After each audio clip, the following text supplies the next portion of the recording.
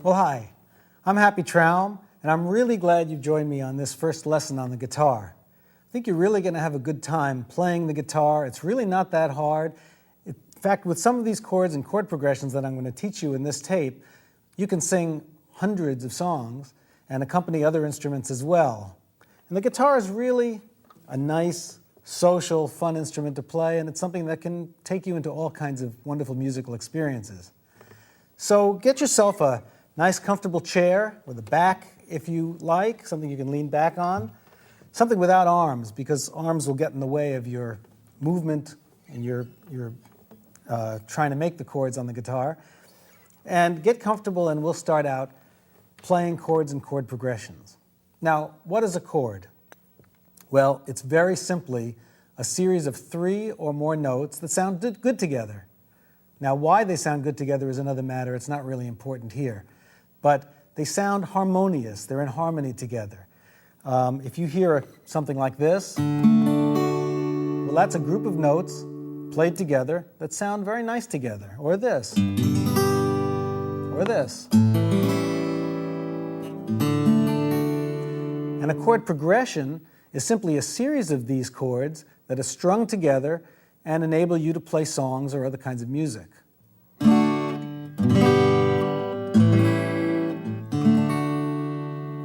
Now that's a chord progression, and I'm going to teach you several of these and a lot of different chords to enable you to play dozens or even hundreds of songs and really get started enjoying the guitar. But first, let's get your guitar, sit down, join me here. Find a chair that's comfortable for you, one with a back but no arms. You don't want to restrict the movement of your arms, and the guitar is going to be crashing into the arms of a chair. So get one that, like this one, that has no arms, and sit up fairly straight. You don't want to be too slouched over. Get comfortable, though. The curve of the guitar should rest comfortably on your right thigh, right here.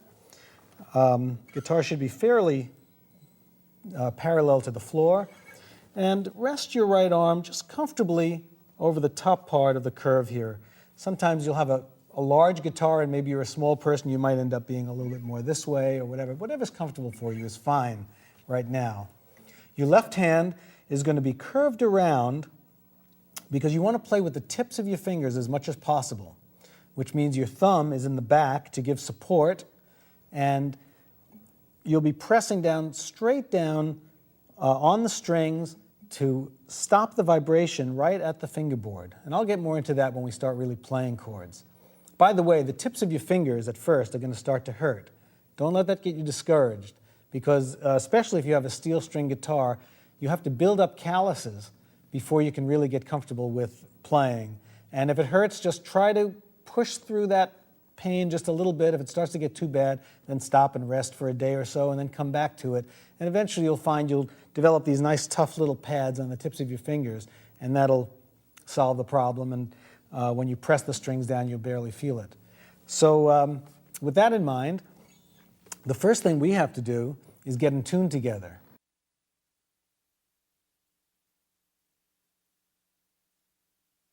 So get your guitar, as I said, comfortably on your lap. And naturally, you're going to be tuning the guitar using these tuning pegs here. And you're going to either tighten or loosen the string depending on whether you want it to go up or down. Now, if you want your your string to get lower in pitch, you're going to turn it so that it loosens it. If you want it to get higher in pitch, you're going to tighten it. Now, I'm going to give you the notes of the guitar, and you're going to try to match your string with mine. This may take a little practice, too. It may take some time for you to get to this, but once you get it, it should come easily. You have to kind of develop your ear and try to really hear those pitches and whether your guitar is higher or lower than mine. So we're going to start with this bass string, which is your low E string, and I'm going to play this. And you play yours and tighten it or loosen it depending on what you have to do to get it to sound just like that note, that E.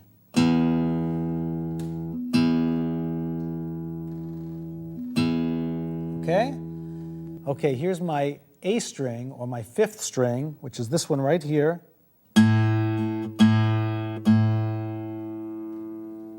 Listen to it real carefully. Hear that pitch. Now, if that's in tune, we're going to go to the next string, which is a D. Okay, hear that D? Get that sound right in your ear, and then match it up with your D string. Okay, now I'm going to go to the next string. This is a G. And by the way, you should be memorizing these strings, the names of them. That's your G string right there. It's called the third string.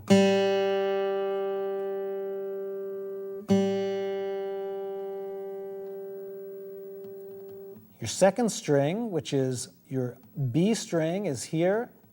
Okay, tune that string. And again, rewind if you have to. And now go on to your high E string.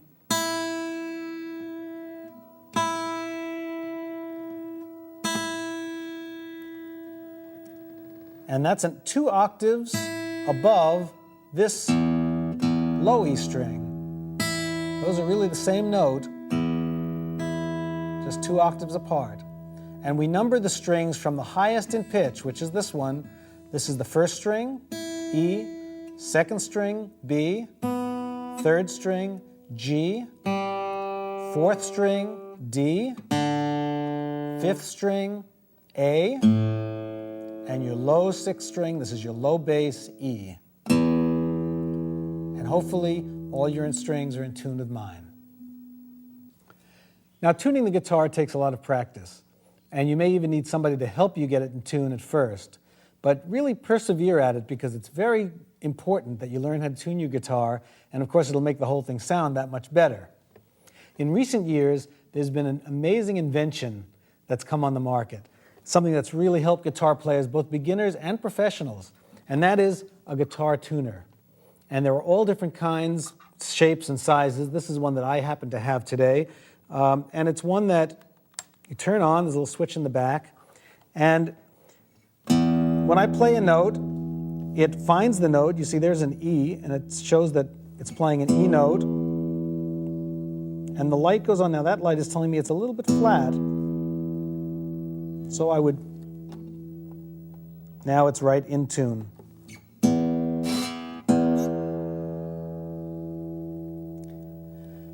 There are a lot of different devices. Some of them have a needle that goes up into the center when it's in tune. You can look in your local music store and you'll find some that suit you. There are also various prices. So some of them are fairly inexpensive and some of them are more expensive. You can choose one, and it's a big help to have. You'll often see a professional musician on stage with one of these tuning up, and it was a wonderful boon to guitarists when this was invented. Now, if you're in tune, all your 6 strings should sound like this.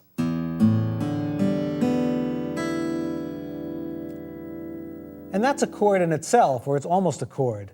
And interestingly enough, if you just took some of those notes, your bass E string, and your top 3 strings, you'd have an E minor chord. Hear that? You can try fooling around with that. Just play those notes, the bass note by itself, and then... Now, in order to get a full E minor chord, all you have to do is change these 2 strings, your 5th and 4th strings. And this is going to be the first chord I'm going to show you, is an E minor chord.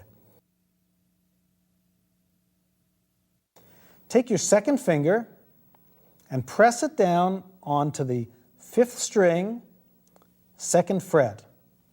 And press it nice and firmly right down to the fingerboard. You want to really get it so that it stops the vibration right there. Now get your next finger, your ring finger, and put your ring finger right on the 4th string, 2nd fret, and press that down. And those 2 notes played together should sound like this. Hear that? You want to be up as close to the fret as possible without actually touching it. And you want to press it down hard enough so it doesn't sound like this, nice and clean. And if you're too far back this way from the fret, you're going to get a buzzing sound. So always play right up close to the fret. And now, with your right hand, you can strum down across all 6 strings and get that really pretty E minor chord. Okay, now lift your fingers off the strings of the guitar and try pressing them down, finding those 2 notes again. And strum, you can strum right across all 6 strings. Just use your thumb to strum across the strings. Okay, lift your fingers up again, and now find them again, and strum. But that's the E minor chord, and I should just mention that we number our fingers. Thumb, 1, 2, 3, 4. So we're playing this chord with our 2nd and 3rd fingers. And you're going to want to play, as I said earlier, with the tips of the fingers. And you want to be careful not to touch any adjacent strings. If you're playing too much with your fingers flattened out, you might get that touch one of the other strings and muffle it. So you want to make sure that all the strings are really clearly played and you can hear every note that's being played. So practice that for a while, and let's go on to another chord. The next chord I'm going to show you is called a D chord, and this is a really easy and important chord. So let's take your first finger, remember that's your index finger now, and we're going to put it down on the 3rd string, 2nd fret. And again, we count the frets from these spaces. This is called the 1st fret because it's in between the 1st fret wire and the end of the guitar.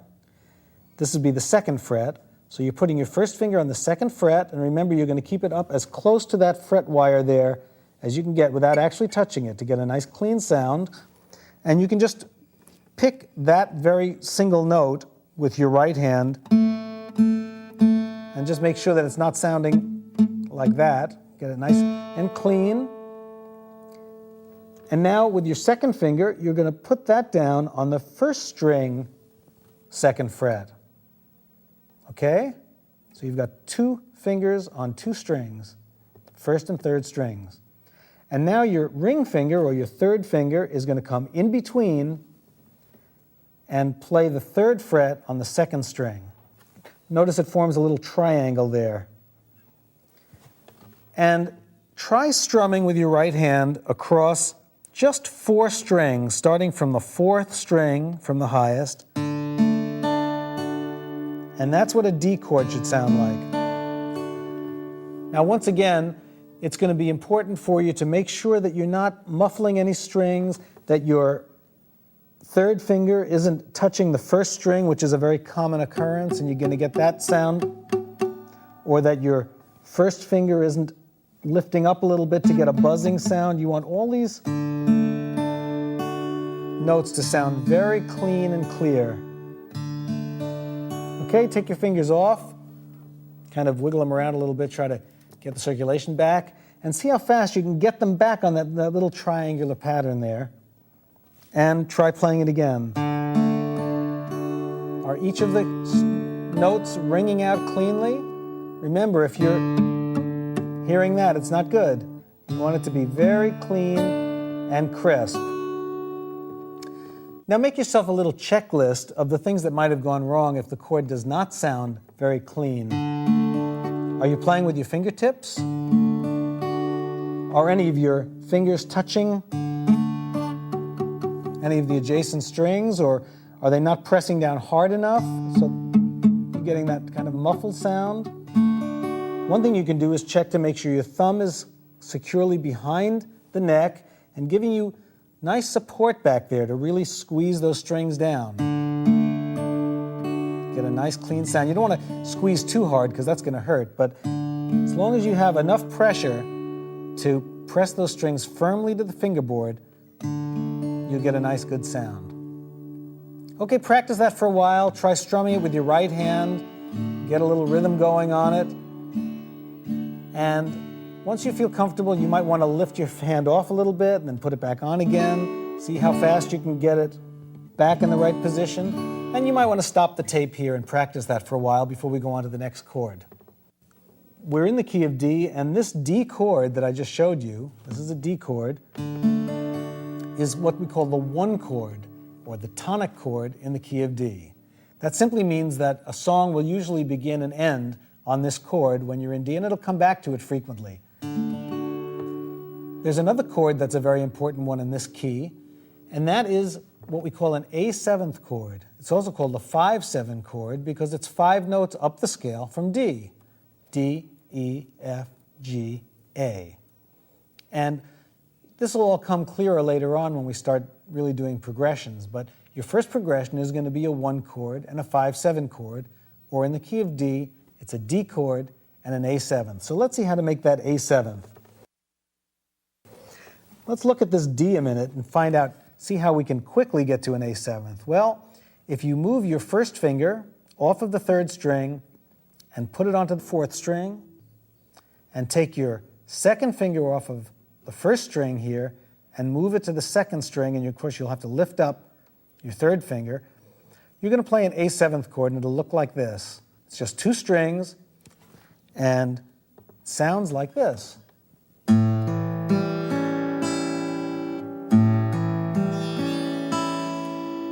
Now, again, you're going to have to make sure that this 3rd string sounds and doesn't get muffled like that, and that the 1st string is nice and clean too. Sometimes your left hand has a tendency on this chord especially to sort of shift a little bit and deaden that string. So you want to make sure. Some people have an easier time playing it with the 2nd and 3rd fingers. And that's okay too. If you feel better about doing that, it just may be a little harder to get back to the D chord. And make sure once again that it's up really close to that fret. You don't want it down here because it'll buzz. Hear that buzzing?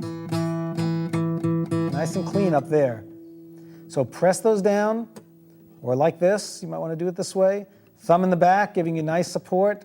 Strum the strings. Get all those notes ringing.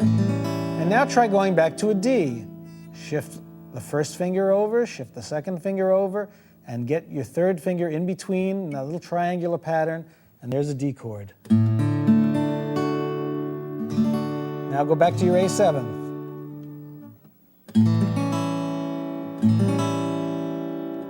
Okay, got it? And go back to your D.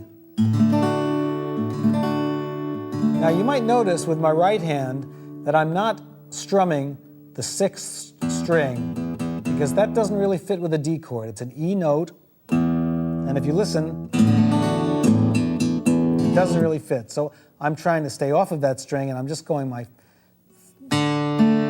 4 strings, or even 5 strings would be okay. Same thing with the A7th.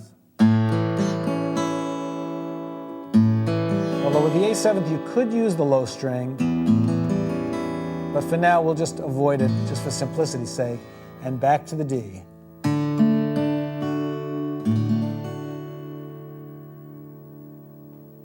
Now if you play those 2 chords together, the D, the A7th, and the D, and this may take some practice before you can do this, but keep at it and you'll get it.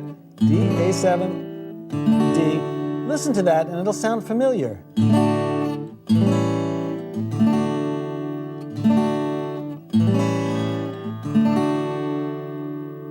The reason it sounds familiar is because the 1 chord, D, and the A7th chord, 5-7, are used in almost every kind of Western music. And when I say Western music, I don't mean necessarily cowboy music, although that's one kind, but music from the Western world, European and American music, uses these 2 chords, and you can hear it in classical music, you can hear it in rock and roll, in folk songs, in country and Western, cowboy songs, whatever.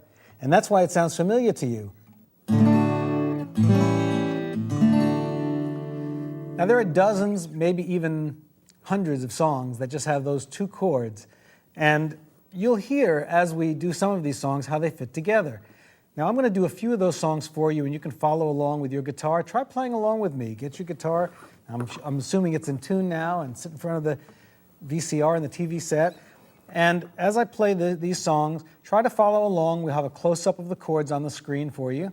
And the other thing is to use your ear. This is really important, because as the song goes by, you'll hear that when I play the one chord, the chord of the key we're in, D in this case, it'll sound like it's a kind of a complete grounded sort of sound. When I go to the 5-7 chord, the A7th, it'll sound kind of unfinished, and you can hear how in the song it's going to lead your ear back to the one chord. It resolves, as we say, back. So I'm going to do these songs. I'm going to start off with an old spiritual called He's Got the Whole World in His Hands. I'm sure you know that. And just try to follow along and see if you can hear as well as see how these chord changes go. And with enough practice, you should be able to sing these songs with me. So here we go. Let's start a nice strum going. Just use the thumb of your right hand. Get a nice rhythm going, not too fast. Okay, listen to this now. He's got the whole world in his hands. He's got the whole world. Hear that change? In his hands. He's got the whole world. You hear that go back? In his hands. He's got the whole world in his hand. And it resolves back to D. Okay, let's try another verse. He's got you and me, brother, in his hands. Change. He's got you and me, sister, in his hands. And back again. He's got you and me, brother, in his hands. He's got the whole world in his hands. Now that may take a little practice before you can make those changes smoothly, but go for it and you'll get it. Let's try another song. How about a kid's song that goes, this old man, he played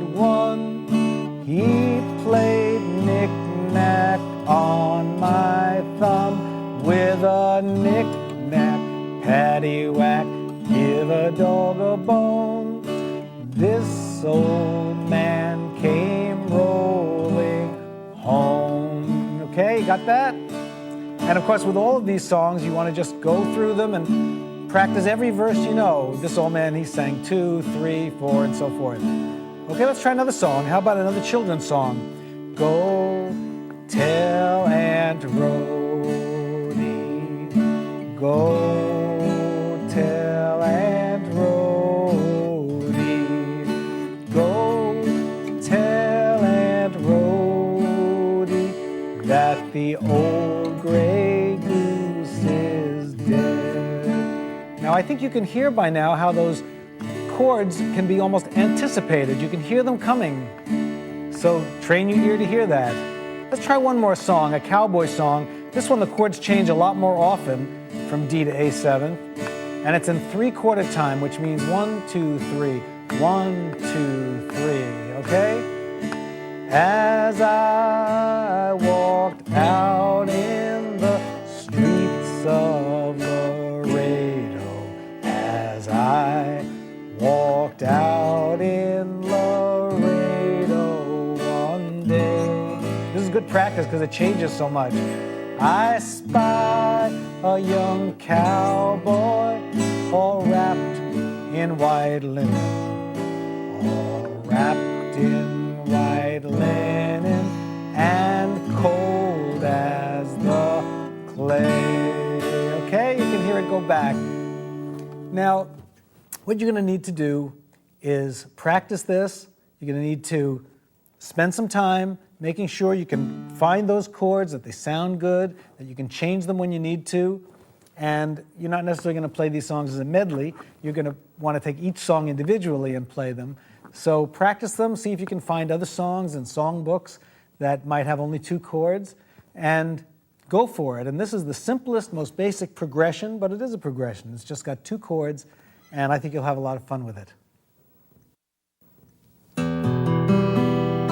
Now, do you remember this chord? This is the E minor chord. It was the first one we learned. And there are times that this chord sounds very nice with the D chord. It's not usual to hear those two, but just for practice, why don't we just try going from E minor to the D, and back to E minor, and back to the D a few times. So you can do that nice and cleanly and accurately.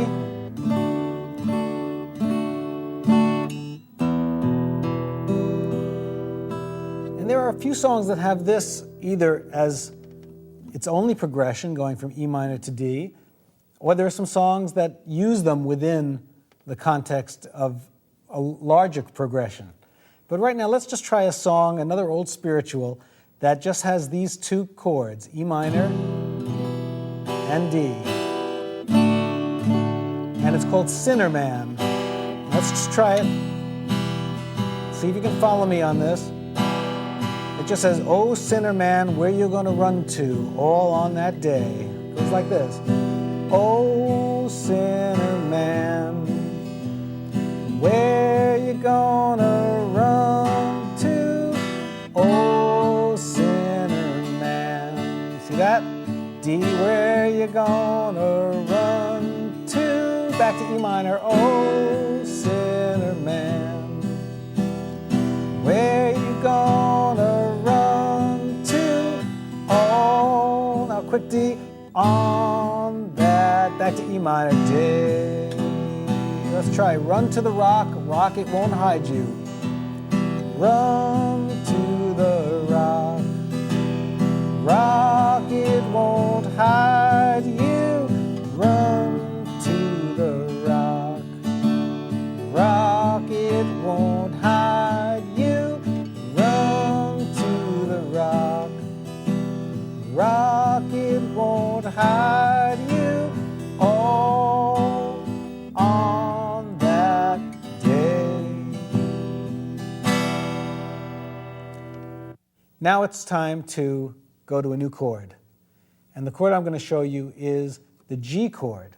Now we're in the key of D, once again. And so far in the key of D, we've done D, the 1 chord, and A7th, which is the 5 chord, or the 5-7 chord. Now the G chord is the 3rd most important chord in the key of D. And it really makes up the 3 chords that create now not dozens or hundreds, but thousands of songs. So the G is really an important one to learn. Let's take a close look at it now. Take your 3rd finger, put it on the 1st string, 3rd fret. That happens to be a G note right there. Get it right up near the fret. Now your 2nd finger should come all the way up and play the 6th string, 3rd fret. Now that's quite a stretch, and some people may have trouble with that for a while. You may want to make sure your thumb comes down in the back and your wrist is arched, as you can see there, to reach that. And you've got to get both of those nice and clear, 6th string and the 1st string. And now your 1st finger comes down on the 5th string, 2nd fret. And there's your G chord. It sounds like this. And again, you have to make sure that this 1st finger isn't so flat that it muffles up those strings. Keep every string ringing nice and clearly.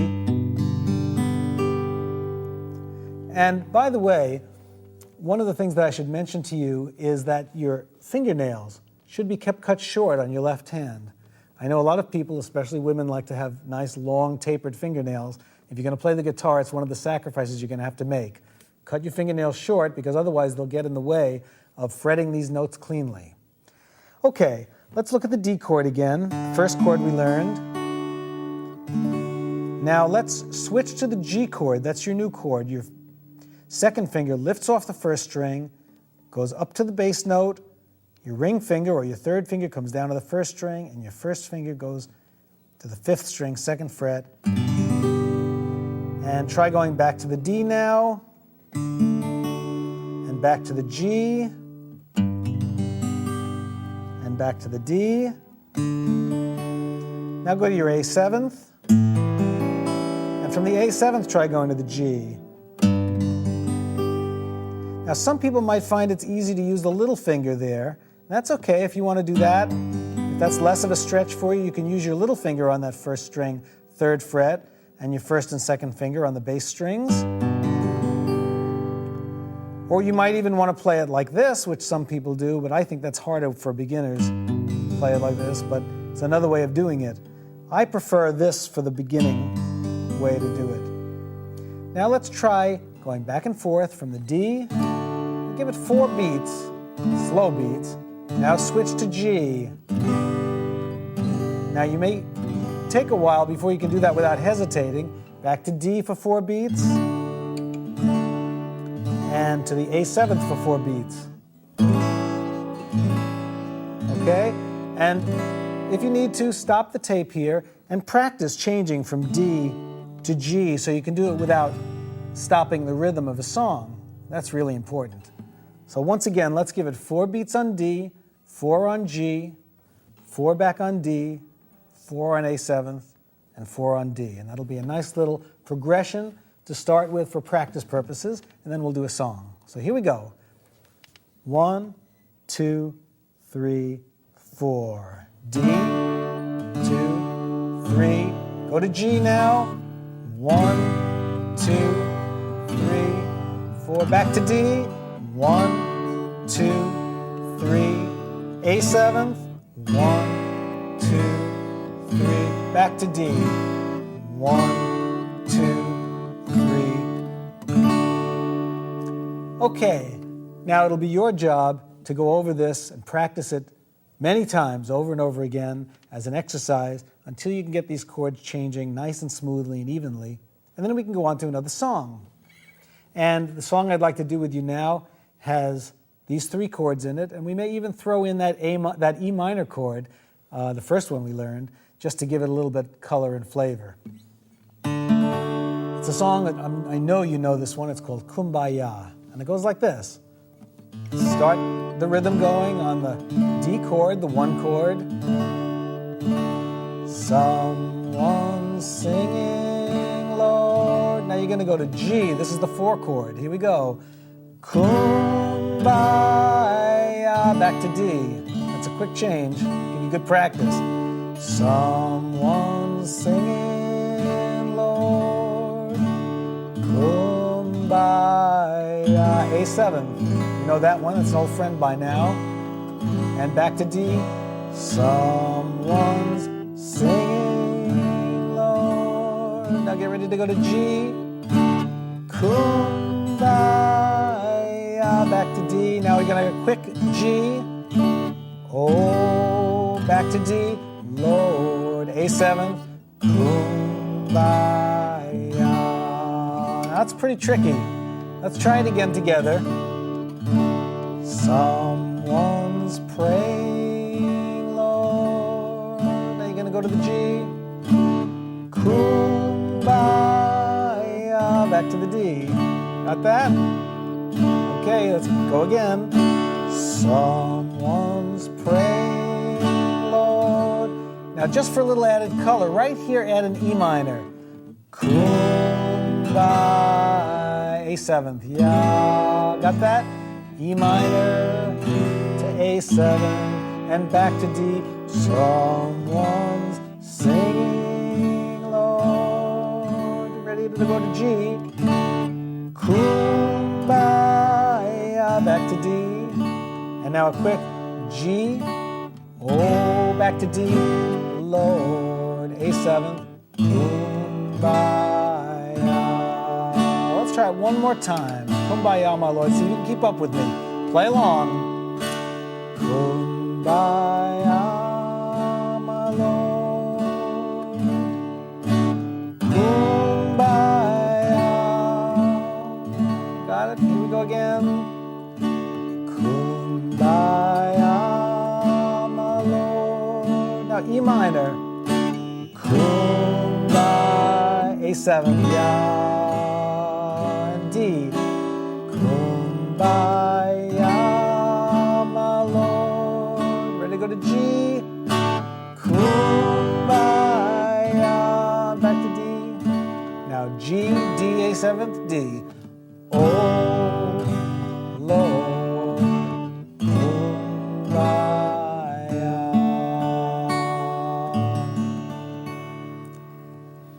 well, that may take some practice, but it'll be worth it. It's a really pretty song. It's one everybody knows. You can sing it with your family and your friends. And give yourself some practice doing these chord changes. You might have noticed, by the way, that when I went from the E minor to the A7th, I used my second and third fingers for the E minor, and then I used my second and third fingers again for the A7th. It's just an easier switch to make than going from these two fingers and then to these two fingers. However, from here to D might not be as easy, but that's something you can work out yourself. E minor, A7, D. So practice that. Either way you do it, I'm sure it'll be fine as long as you do it on time, in good rhythm, and nice and cleanly and evenly. Now, my suggestion to you is to go through songbooks, and there are hundreds of them on the market, and find those songs that are in the key of D and work on them. Try singing and playing along with them. It'll give you good practice changing chords, and try to keep them in rhythm. Even if you start slowly and build up speed, no matter how slow you would, do it just as fast as you can change the chords in time with the rhythm. And I'm sure by the time you've practiced for a few weeks or a couple of months, this will be second nature to you and you'll know lots and lots of songs. So keep it up.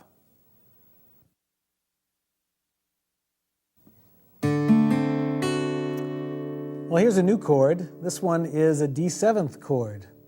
Now, we've already seen the D chord, and you know that this is like a little triangle here on the D chord.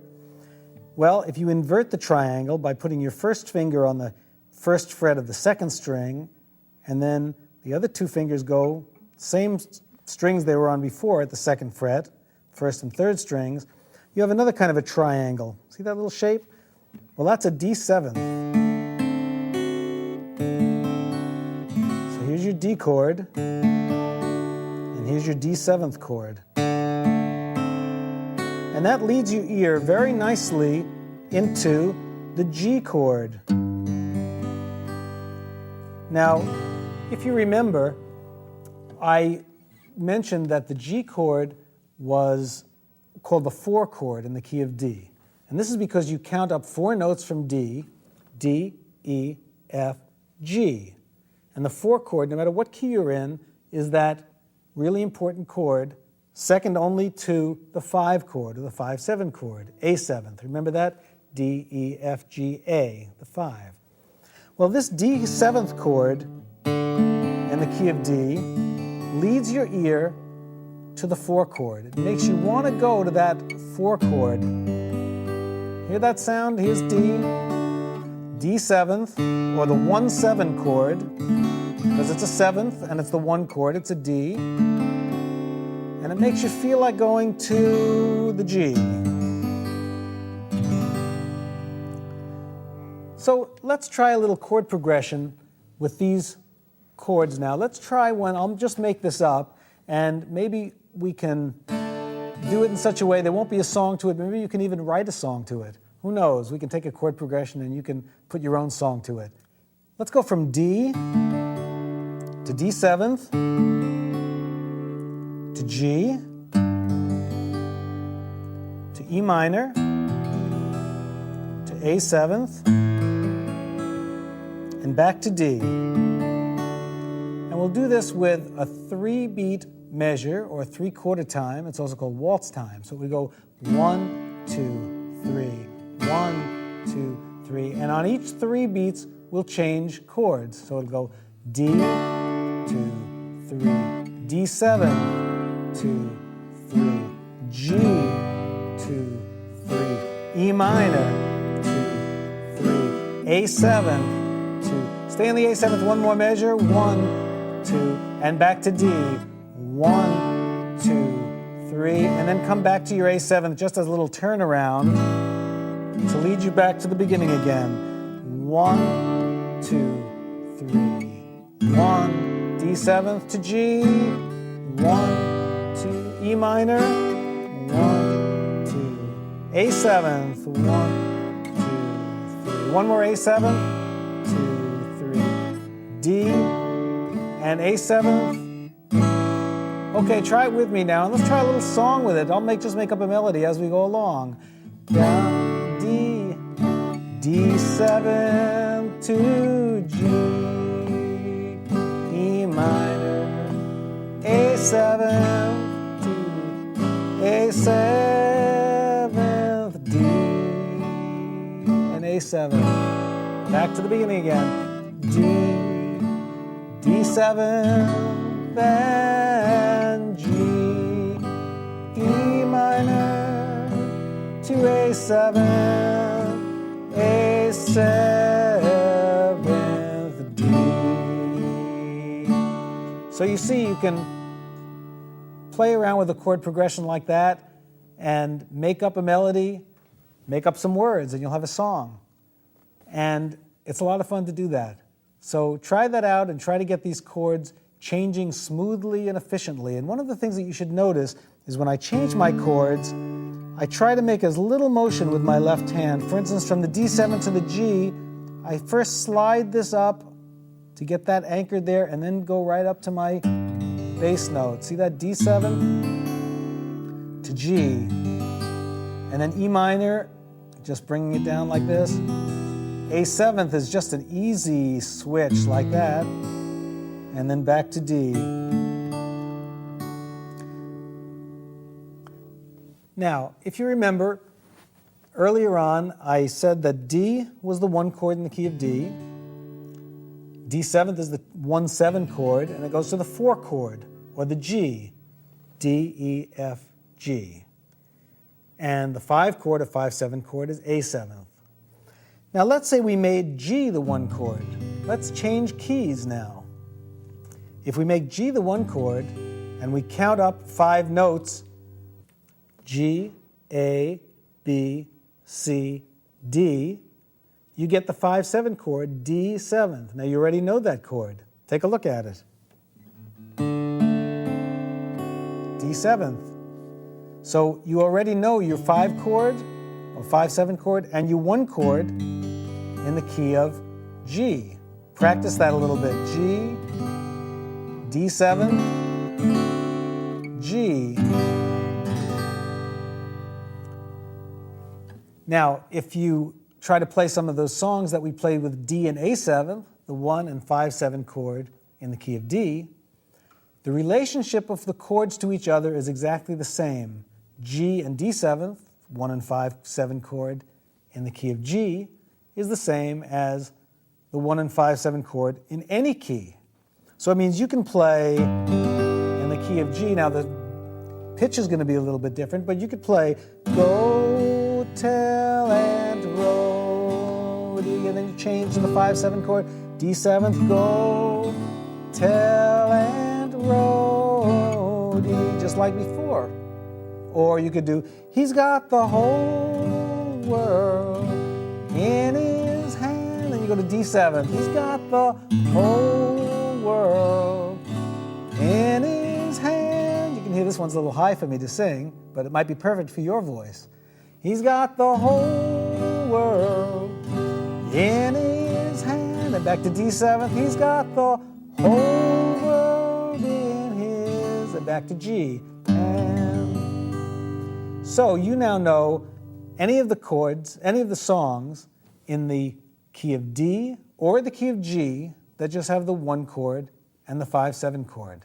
Makes it very easy to switch keys. Maybe your voice is better in one key than another. Maybe somebody knows it on the piano in G but doesn't know it in D. And that way you can transpose, that's a word that we use for changing keys, you can transpose the song from one key to the next. Now in D, we know that D was the 1 chord, A7th was the 5-7 chord, and G was the 4 chord. Well, what's the 4 chord in G? Let's figure it out. G, A, B, C. Aha, a chord you don't know yet. So let's learn the 4 chord in the key of G. And this is what C looks like. Once again, start on the 5th string when you strum it. Don't strum all 6 strings, just 5th, 4th, 3rd, 2nd, 1st. See that? Let's take a look at that C again. It's a nice, full, rich chord. May take you a little while to get it. Once again, make sure you're not blocking any notes. If your finger's too scrunched up like this, you're going to get buzzing. Make sure it's right up near the fret. Bring your thumb down and back, arch your wrist, get good position there, and play with the tips of your fingers, even though they may be starting to hurt by now. And now try going back to G. And go to C. It's a big jump from C to G. However, if you want to go from C to D7, the 4 to the 5-7 chord, just keep your first finger right where it is, bring this finger down 1 string, and then bring this finger down to the 1st string, 2nd fret, and look how easy that is. C to D7 is a very easy change because your first finger doesn't move. And then back to the G, C, D7, and G. Well, now you know the 3 basic chords in the key of G: G, C, and D7. And once again, there are hundreds, if not thousands, of songs that fit these 3 chords. And you might want to go through songbooks once again and find songs that have G, C, and D7 in them.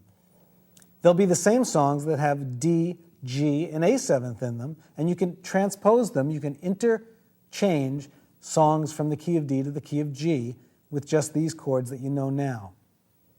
Just for fun, let's try another chord progression. And as I said earlier, a chord progression is just a bunch of chords that are strung together that sound good. It's a combination that happens to be used in songs, and somehow it's used in a lot of different songs. Let's start with G. And let's go from G to our old friend E minor. And that's kind of a nice sound going from G to E minor. And that's because E minor is called the relative minor of G. They're very similar to each other in many ways, which I'm not going to get into now, but it is important to know that G and E minor go together, have a nice relationship together.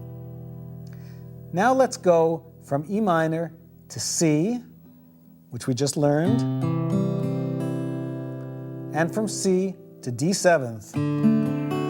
So the progression here is going to be G, E minor, C, D7. Now let's try that in some rhythm. G, 3, 4, E minor, 2, 3, C, 1, 2, 3, 4, D7, 2, 3, back to G, 1, 2, 3, 4, E minor, 3, 4, C,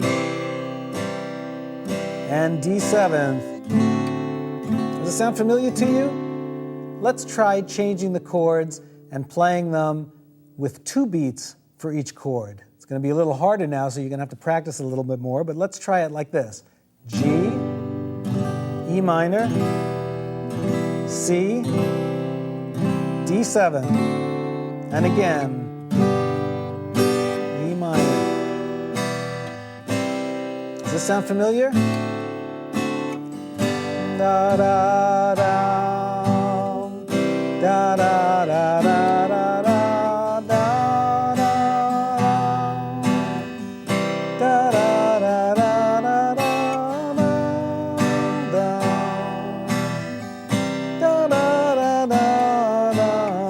Over and over again, E minor, C, D. And you all know what that song is. In fact, if you have a friend or a brother or sister that wants to play that on the piano while you play those chords, you'll have a lot of fun putting together a little combo that way. And there are also dozens and dozens of other songs that have this progression. It's the standard progression for the early rock and roll songs. And if you listen to some of those records from the 50s and early 60s, da da da da da da da da da da da da da da da da da da da. Well, you get the idea. So if you practice this over and over again and get the chords really under your fingers there, you'll be able to play some rock and roll songs too. And it's really a lot of fun. See if you can listen to some of those old records from the 1950s and early 60s, those a cappella songs or those songs with bands, and you'll hear these chord changes. It's a lot of fun. Now, we've been playing the G chord like this. There's another fingering position of the G chord you might want to try. It's a little bit harder, but if you use this position, that means your little finger on the first string, third fret, your ring finger at the sixth string, and your second finger at the fifth string, second fret. It's a little bit harder because there's more of a stretch with your pinky here, and you might not be used to it. The advantage of doing it this way sometimes is that when you go to that C chord, it's a very easy change. See that? There's much less motion than going from this to this. The other advantage of doing it this way is that it makes it very easy to go to our next chord, which is going to be a G7th. And the G7th is a big stretch. As you can see, my first finger is way over here on the first fret, first string. Second finger's up at the fifth string, second fret, just where it was before, and the third finger is where it was before. Again, be careful about not blocking this. You got to get your wrist arched again, and your thumb way down in the back, and give a nice stretch there. That's the way that sounds. You don't want to be too far over this way, it'll buzz. And that's the 1-7 chord, or G7th. 1-7 chord in the key of G, and that leads your ear into C. So we can go G, G7th, C.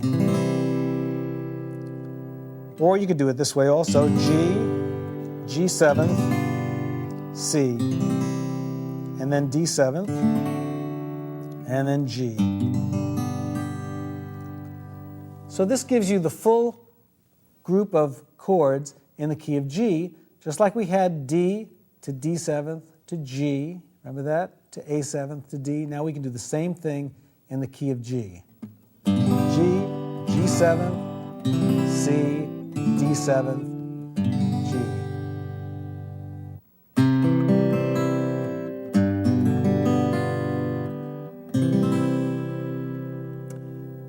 Well, you probably recognize those two chords, C and G7, and you might have recognized the sound they made as well, because this sound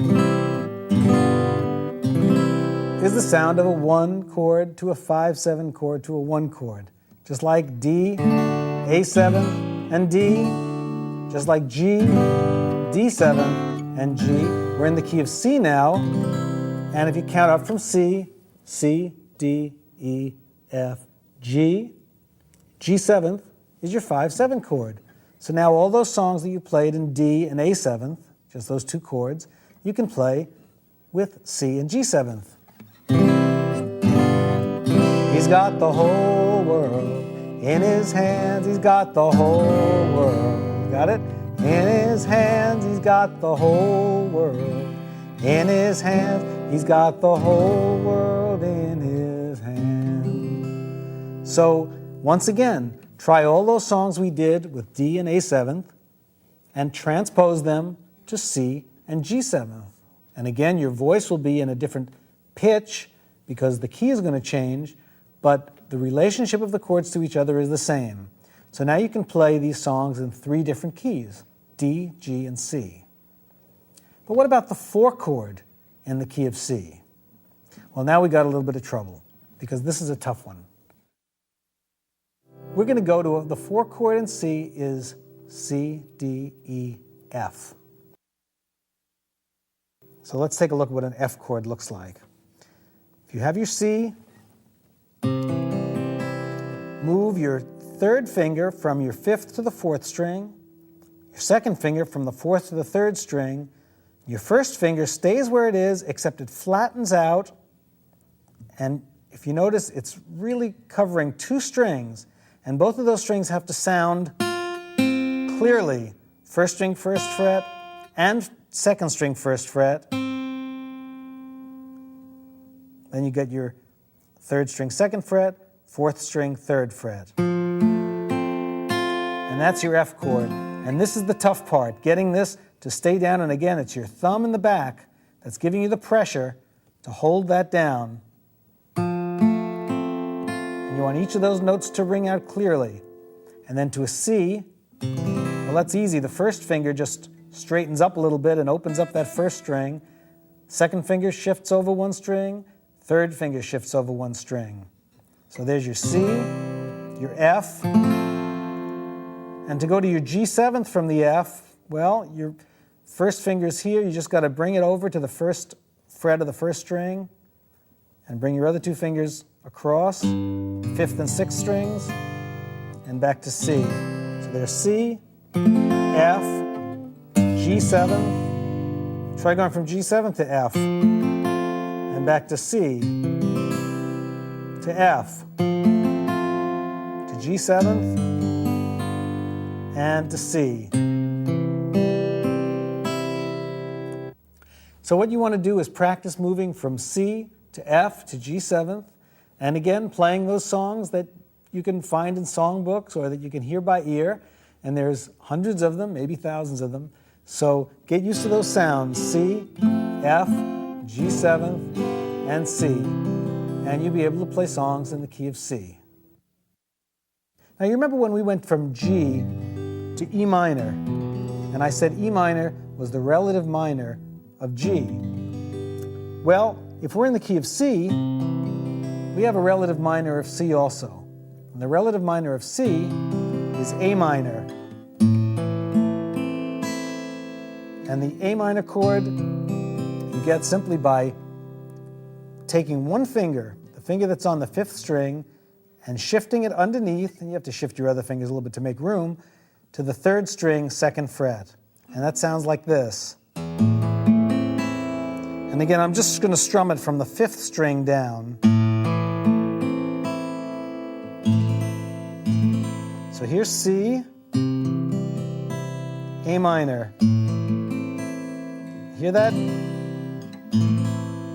Just like when we were in G, we went G, E minor. Well, here's the same C to A minor. And what if we went from the A minor to the F? And then to a G7. Well, there's that heart and soul progression again. C, A minor, F, G7,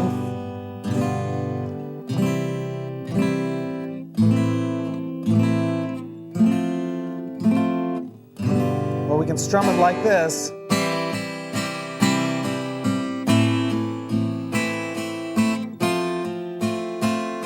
Let's look at the right hand on this.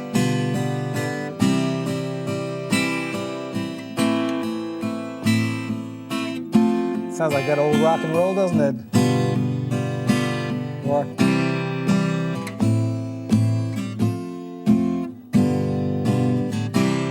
can have a lot of fun with this, and again, it goes over and over again. So give that some practice. And while we're at progressions, let's try one more. Let's learn a couple of more chords while we're at it. If you take a look at that first chord, the E minor that we learned right at the beginning, we can take this chord and modify it so that we can play an E major chord simply by taking your first finger and putting it down and fretting the third string on the first fret. Listen to the difference. Here's E minor, and here's E major. Hear the difference between minor and major? Minor, major, minor, major. So there's your E. And you can even make another chord by taking your little finger, your pinky, and again, this is going to take a little practice. It's a stretch. And putting it on the second string, third fret, and listen to that seventh chord. That's a nice chord. So you have E minor, E or E major, and E seventh.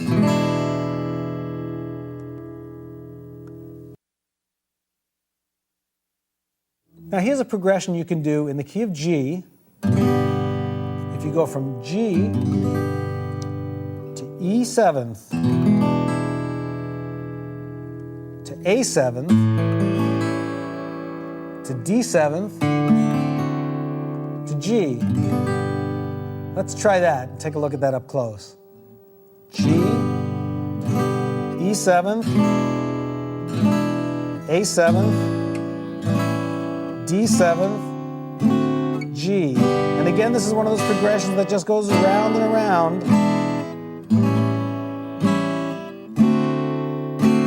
G, E seventh, A seventh, D seventh, G. A little faster. You might know a song that goes, salty dog, I don't want to be your man at all. Honey, let me be your salty dog. Try another verse. Down in the bottom, singing the blues, a great big hole in the bottom of my shoes. Honey, let me be your salty dog. Salty dog, E7, salty dog, A7. I don't want to be your man at all. Honey, let me be your salty dog. So you see how that goes. There are lots of songs, especially jazz songs and ragtime songs from the 20s and 30s that have that chord progression. And if you listen, you'll hear that sometimes. And in fact, listening to songs, now that you know some of these chord progressions, if you listen to records or listen to the radio, every now and then you'll hear a sound and you'll say, hey, I know that chord progression. That's the same one that goes to Salty Dog Blues, or that's the same one that goes from the 1 to the 1/7 to the 4 chord, or that's the same one that goes to Heart and Soul. And these things start to make more sense to you. You develop your ear, and it makes it a lot more fun and a lot easier to pick out songs when you hear them on the radio or on records. You want to say, hey, I can play that, and sit down and pick it up by ear. That's how you develop your ear, and that's how you really start being a guitar player. So try that out.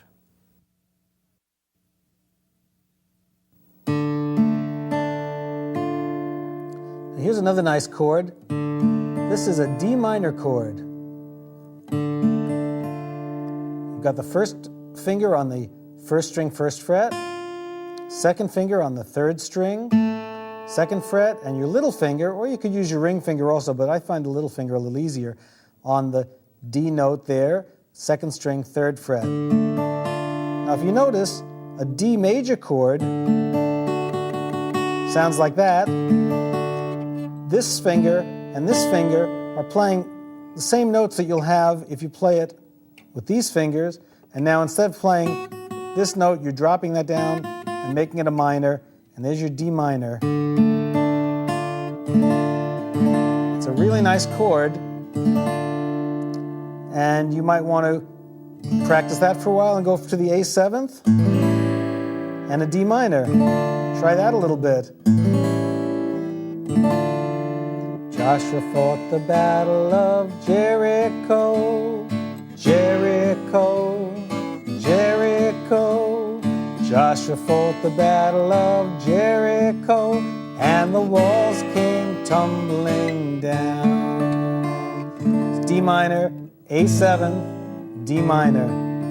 Now you might know that song or you might not. It's an old song, an old spiritual. If you don't know it, then see if you can hear some other songs. You know, as you listen to songs, see if you can hear that chord change. It's going from a minor, and this is a 1 chord now, this D minor, going to a 5/7, and back to a 1 minor chord. Now, let's go back to the A minor chord. Remember that one. relative minor of C. But let's make that A minor the 1 chord. It's a minor chord, but we'll make that a 1 chord in the key of A minor. Now the 4 chord is D minor. So you have the 1 chord A minor, 4 chord D minor, and the 5/7 chord we'll keep as a major, E7th. You know the E7th and A minor. So with those 3 chords, you can play a song like an old minor blues, like St. James Infirmary, for instance. Let's take a look at that. Starts on A minor. Get a nice strum going for that. Well, it was down in Old Joe's, there's your E7th, and back to A minor. Barroom on the corner by the square. That's the D minor to the E7th square. And the drinks, they were served as usual, A minor, and the usual E7th crowd was there. Little turnaround, you can go to your E7th again. On my left stood Big Joe McKennedy. His eyes were D minor, bloodshot, E7th red. A minor, he turned to the crowd around him. These were the very words, E7th, he said. Now, there's a nice old blues. You might need a little practice changing to that E7th chord again. We haven't done that too much on this tape, but you've got it. You know how to do it. So just go back and practice it over and over again. Try playing it with the progression that we did with Salty Dog Blues, or you can try doing it with this A minor, D minor, E7th. And again, that's a very important chord, so you're going to want to work on that a lot and try to get that comfortable. In fact, all these chords have to become comfortable so that you can play them without even thinking about them. And it'll enable you to really go on to other exciting things on the guitar, because you'll have these under your belt, and this is kind of the foundation that you're going to build on for all your future studies on the guitar. Okay, this is the E chord. You might remember that. We started with an E minor chord.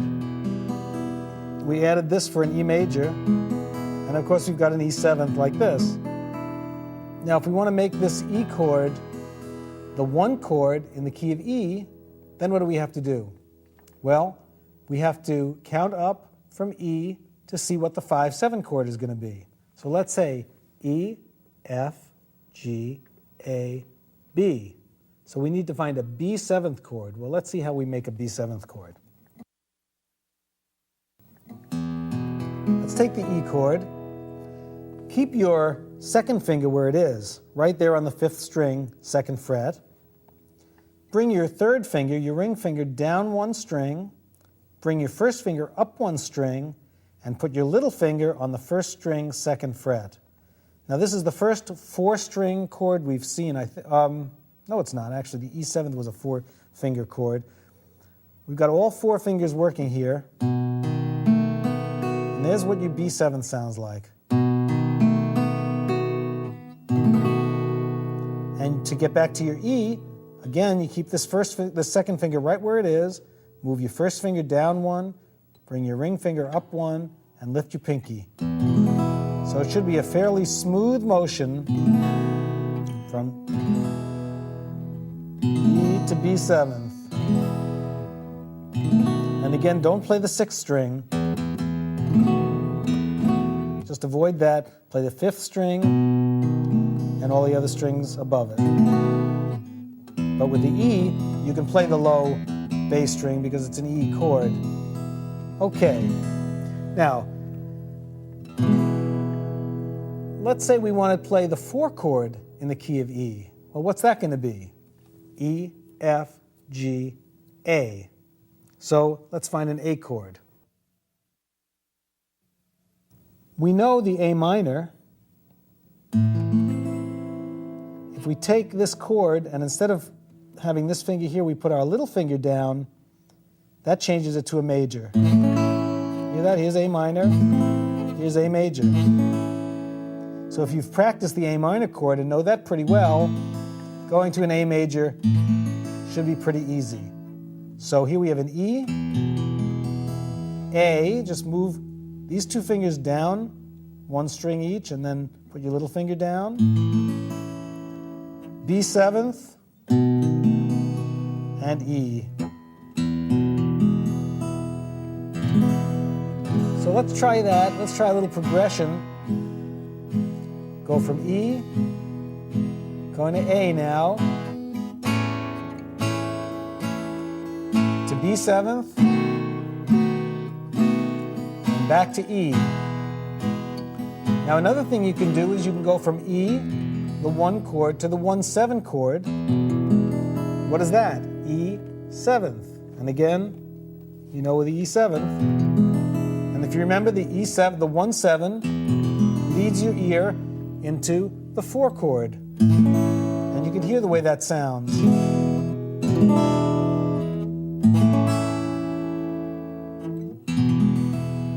And the 5 chord, B7, and back to the E.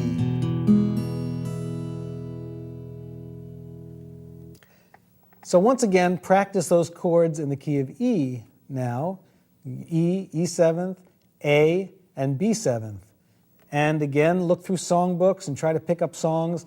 Most songbooks have the chord names right above the melody line with the words and everything. So go through songbooks and try to pick out songs in the key of E.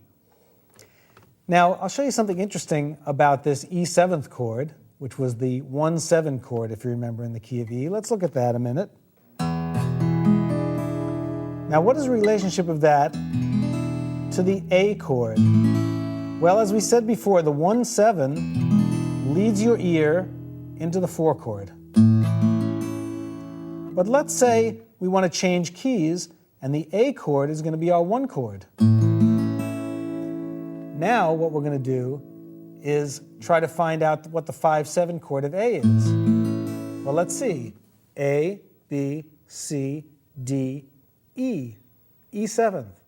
So if we reverse it, the A is the 1 chord, the E7th is the 5/7 chord.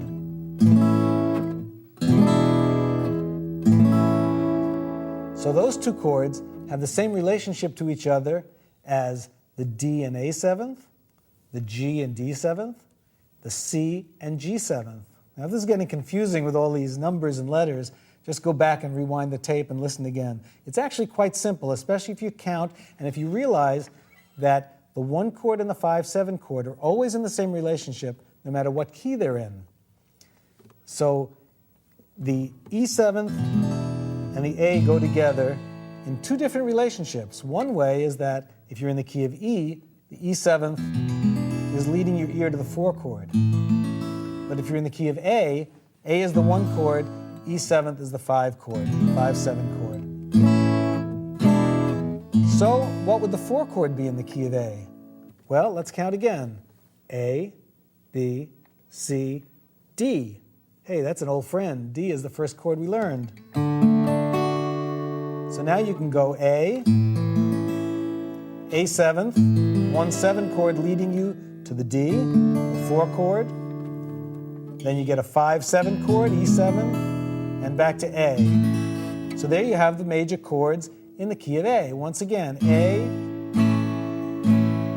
A7th, D, E7th, and A. Pretty easy. You now know the basic chords in the key of D, G, C, E, and A. And that's a really good start for a guitar player because those are the primary chords or the primary keys that you're going to be asked to play, especially until you get a little more advanced. Most songbooks, most acoustic guitar players play in those keys and can get around quite well. You also know some minor keys that go with those, minor chords rather, that go with those, and a couple of basic minor keys. We played in A minor and D minor. And this is a really good start for you. I think you're really on your way to being a guitar player. Well, I hope you've really enjoyed this tape and that you're feeling like you're not a beginner anymore, because you're not. You're really a guitar player. Don't worry about your sore fingers. Don't worry if you can't do everything on this tape. It takes a long time to get these chords under your belt and to really put them to use in songs. Once again, I'd like to encourage you to use songbooks, play with other people, watch other guitar players, and I think pretty soon you'll be able to see what people are doing, even if they're playing on television or on stage or whatever. Now, I haven't talked about right-hand techniques on this tape. I'm going to save that for another tape. So when you feel ready, I hope you go on to the picking and strumming that I'm going to show you with the right hand on the next tape. This is also very important to getting sounds and for getting the songs to really sound like something. So I encourage you to go on and continue with this, and I really wish you all the luck in the world. See you next time. Thanks a lot. Well, hi, I'm Happy Traum, and I'm glad you could join me today because this is going to be a fun lesson. We're going to be working mostly with the right hand. In the last lesson, Chords and Chord Progressions, we worked with the left hand and made chords and different sounds on the fretting side of the guitar. This time we're going to be working with the right hand, which is the strumming and picking side. This is the part that makes the sound come out of the guitar. There's all different kinds of ways that you can use your right hand to create sounds. You can strum a lot of notes of a chord at once. You can pick individual notes. You can do lots of rhythmic things. You can combine left and right hand things. It's just a whole bunch of good stuff that you can do with your right hand. And we're going to show you how you can get these kinds of rhythms and picking patterns and ideas into songs to make them really fun and exciting pieces of music. The first thing we should do is get your low E in tune. And what you're going to want to do is get that guitar string in tune by turning your tuning peg with the other hand. Make sure that it's not too loose, not too tight. Get it just right. Okay, and then go on to your A string, which is also called the fifth string.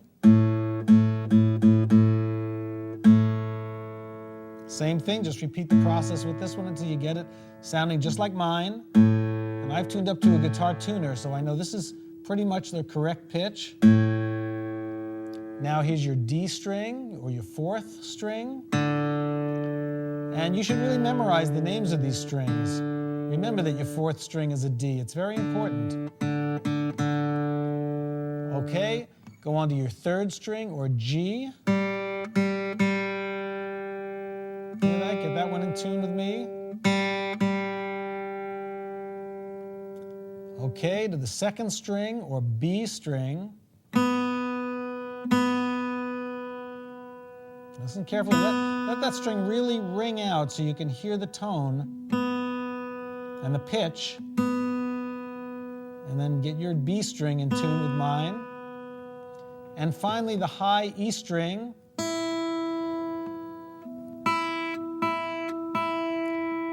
Which is 2 octaves above your low E string. These strings should be the same note, although there are different pitches because this one is a low E, this is a high E. And now if you remember your chords from the last tape, you'll remember that, for instance, this is a D chord, and if you try strumming a D chord with me, it should sound like this. If it's in tune and if you're playing it correctly. Try a G. And if you're in tune and you're playing it correctly, this should sound just like mine. Let's try an E chord. That's always a good one to tune to because there's a lot of nice open strings. Remember your E chord.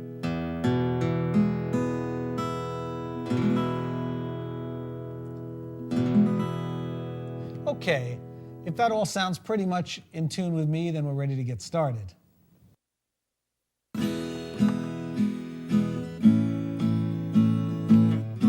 This is called strumming, as you might have figured out.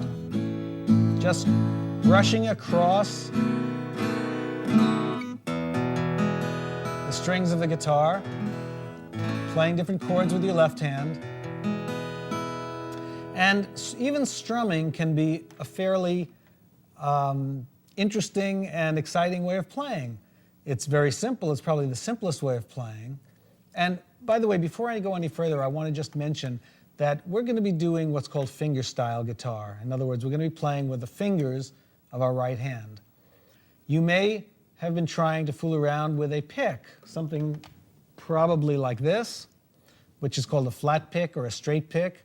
It's just this little piece of triangular plastic, usually, that a lot of players use. And when you use the pick to strum, you'll get a slightly different sound, and it's a whole other technique, which we're not going to be getting into. There are other tapes available on Homespun that talk specifically about using the flat pick. But as I said, right now we're going to be just using our fingers, and there are a lot of possibilities and wonderful ways that you can use your fingers to get sounds out of the guitar. But let's go back to that strumming idea first. Now, the simplest way of playing with your right hand is simply to strum across the strings with your thumb in a downward motion. Just a nice, even stroke that sounds like a full chord. And since the right hand is playing rhythm, as well as getting sounds out of the guitar, you should really start getting comfortable with the rhythmic pulse of a song, or just a rhythmic pulse without a song. Right now I'm playing 1, 2, 3, 4, 1, 2, 3, 4. Okay?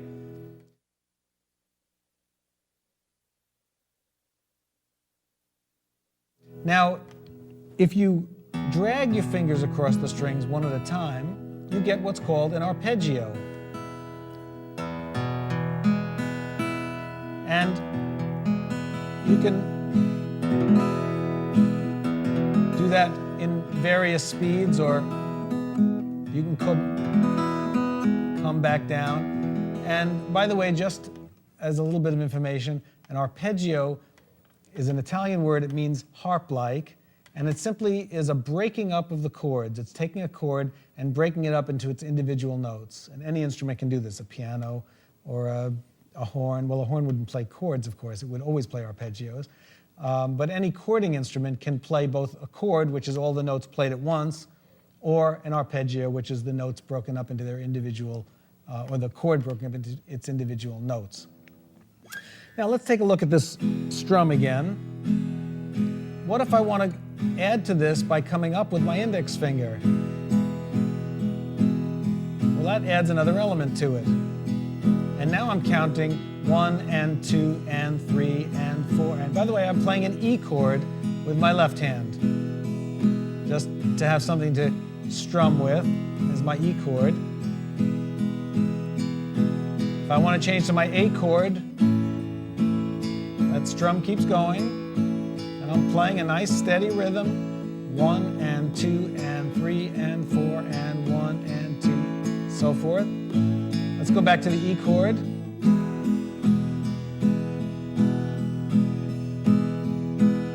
Now let's try varying this, because this will get a little boring.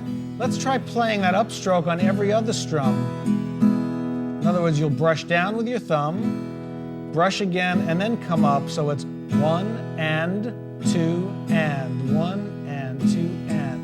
You can do that a little faster. Now you start getting some kind of a little groove going. Once again, try changing to your A chord. And by now you should be able to change chords fast enough so you don't have to stop the strum. Back to E.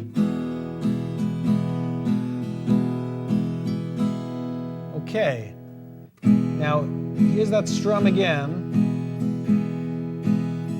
Let's try it with a different chord. Let's go to D, our old standby. Now here, if you notice, I'm not strumming the 6th string, and that's something you have to be careful about with this kind of strumming, because if you hit that low E, it's not really part of the D chord, and you might end up with a sound like that, not very nice.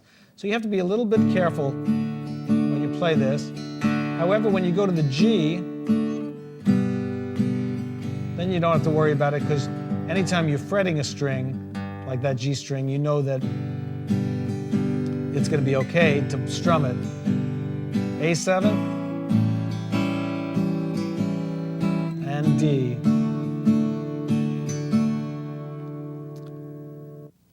Okay, now you can be fairly free with this rhythm. Sometimes you can do down, up, down, up.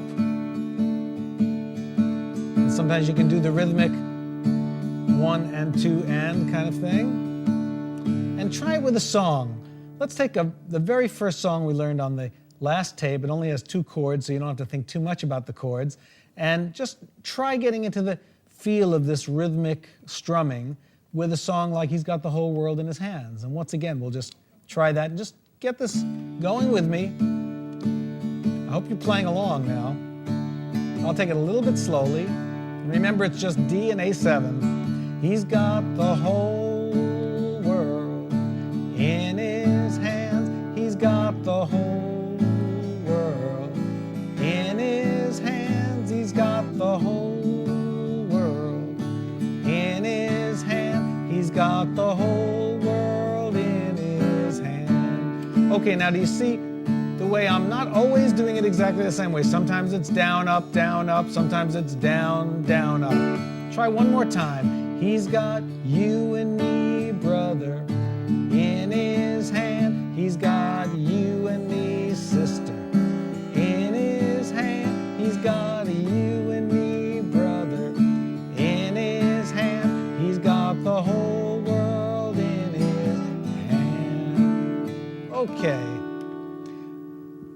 Well, that should be pretty easy. There's nothing really to that. It's just a matter of practicing it a little bit, getting a nice feel on the strings so that you don't get them too loud, you're not banging on them too hard. You want to get a nice musical sound and very rhythmic. And remember to keep that pulse going, and pretty soon this will come very easily.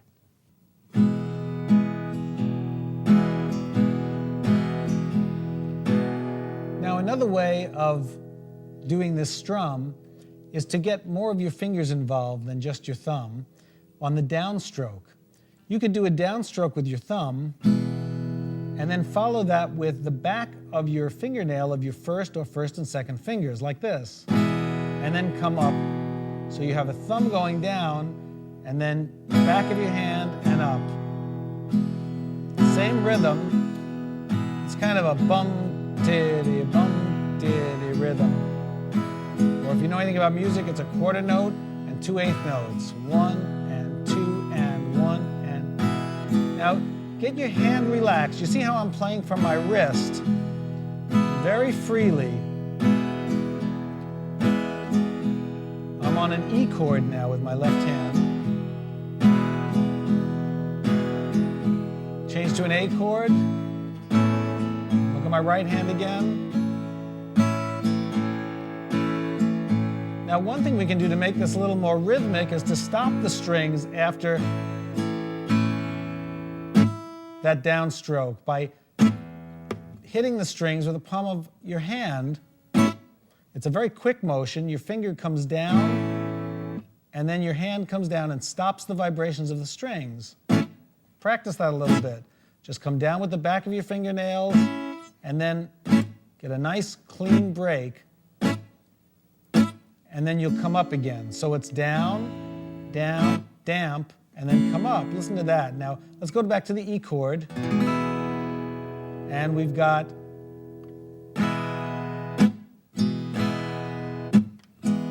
Get a nice clean break. That goes a little faster.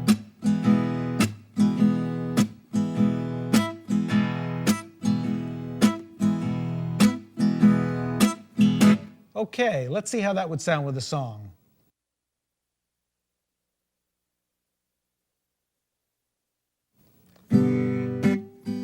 Now, as you can see, I'm in G. I'm playing the G chord. Here's a song you might know, or if you don't know it, it's certainly easy. And I've got this rhythm going with the damping, using the palm of my hand on my way, and I won't turn back. D7. I'm on my way, and I won't turn back. I'm on my way to C. I won't turn back. I'm on my way. Great God, I'm on my way.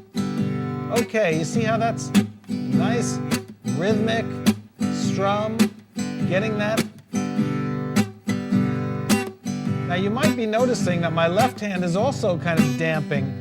What my left hand is doing is coming off the strings a little bit, and that's called left hand damping. We'll get into that a little bit later, but for now let's just concentrate on the right hand. We can do it a little faster. Try playing along with me. I'm on my way to freedom land. I'm on my way to freedom land. I'm on my way to freedom land. I'm on my way. Break it up a little bit. Great God, I'm on my way. Now, a lot of these things you need to mix up. It gets boring if you do the same thing over and over again. And as we learn more combinations of these strums, then you'll be able to pick and choose between different ones and keep a song lively and exciting, because although you want to keep the rhythm and the beat the same, you want to vary what you're doing with the right hand so that it doesn't just get to be the same thing. It gets very monotonous over and over again, and then people start leaving the room after a while. Okay, let's go on to the next thing.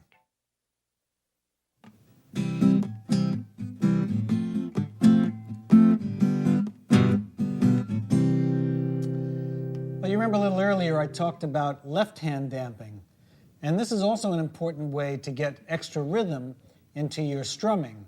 And it's kind of changing your left hand in a way that I was trying to get you not to do on the first tape on chords and chord progressions.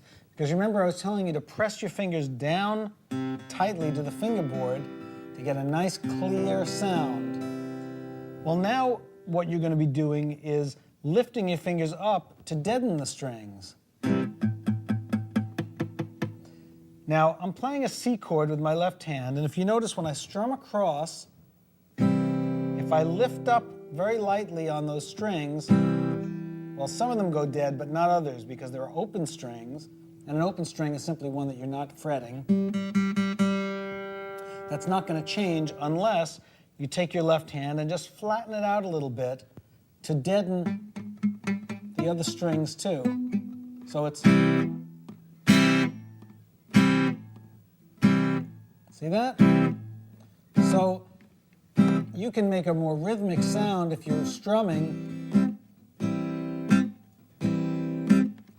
This is very important. It's a very basic thing in rhythm playing. So I'm flattening my hand out and deadening the strings with my left hand, as opposed to what I was doing before with my right hand, with the palm of my right hand. Now it's the left hand. Try another chord. Let's try a G chord or a G7. You have to flatten your hands out.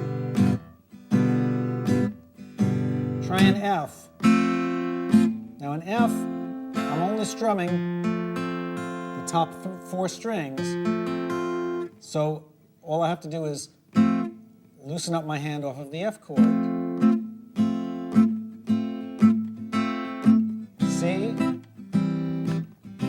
Now, if you went to something like an E chord, you have to be careful of that low E ringing. I actually bring my thumb over the top to deaden it. You can try that, and the rest of my hand lays flat. So if you get a nice strum going, let's go back to C. One, two, damp. One, two, damp. Now let's just get a nice down-up stroke going with your right hand. See, some of it is actually being played over deadened strings. You can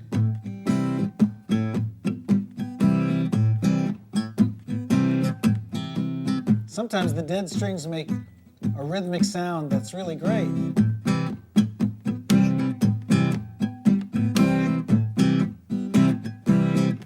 Now what I'm doing here is a syncopated rhythm, and syncopated just means that there's a lot of offbeat notes. This is your beat. 1, 2, 3, 4.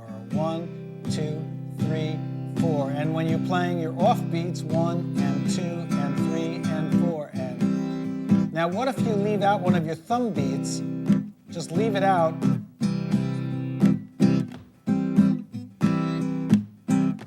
Up, down, up, down, up, down, up.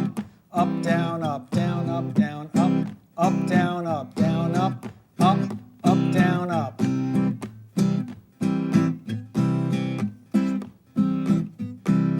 Let's change chords. G7th.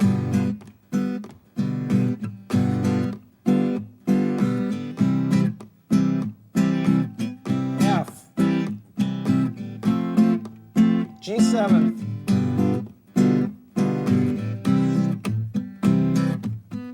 You can even get a reggae type sound by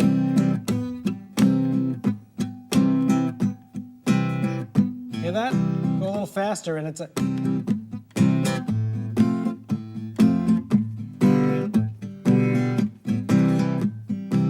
and you get almost like an island reggae sound. So this is something that there's no one way to do, and what I would advise you to do is just play around with this. The more you play, the longer you play, the more you'll find these little rhythmic devices for yourself, and listen carefully to the sound you're getting, and just remember that the damped sound can make as much part of your music as the fretted sound, as long as it's when you want it to do it, as long as it's not because you can't play the chord clearly. You have to be able to do both. So keep that in mind. I'll show you one other strum or combination of strums that's really a lot of fun to do. And it's one that I've long enjoyed. It's a little complicated, but it really does give you a nice feeling for this syncopation that we've been doing.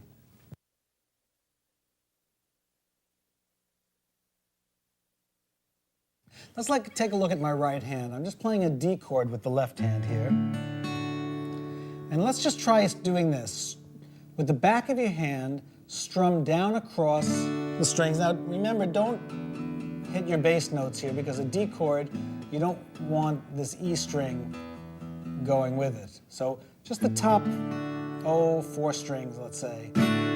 Now with your thumb, follow along right after it, and you might want to keep your thumb sort of pointing up until it's time to connect, because you want a very smooth motion. Back of your hand and thumb. Again. Now come up. And again, when you come up, do it very gently, just over the top 2 or 3 strings. It doesn't have to be the whole thing. So you have a down, down, up. Okay, try that again. And it should be a very circular kind of motion, very smooth, very free, relaxed hand. 1, 2, 3, 1, 2. Got it? Now, if you want to change that into a calypso type rhythm or an island type rhythm again, try it like this. Go 1, 2, 3, 1, 2, 3, and then simply down, up. So you have down, down, up, down, down, up, down, up. And then right away back into your down, down, up. Watch it. First I'll do it slowly. Very relaxed, not hitting the strings too hard. A little faster. This is where your practice comes in. Try to get this coordination faster. 1, 2, 3, 1, 2, 3, 1, 2, 1, 2. I'm going to change to a G chord. Hear that nice syncopated rhythm? A7 chord.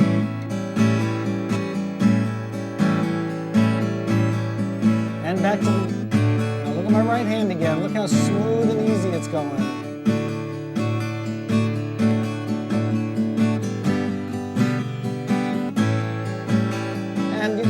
calypso song. I mean, look, down the way where the nights are gay and the sun shines daily on the mountain top.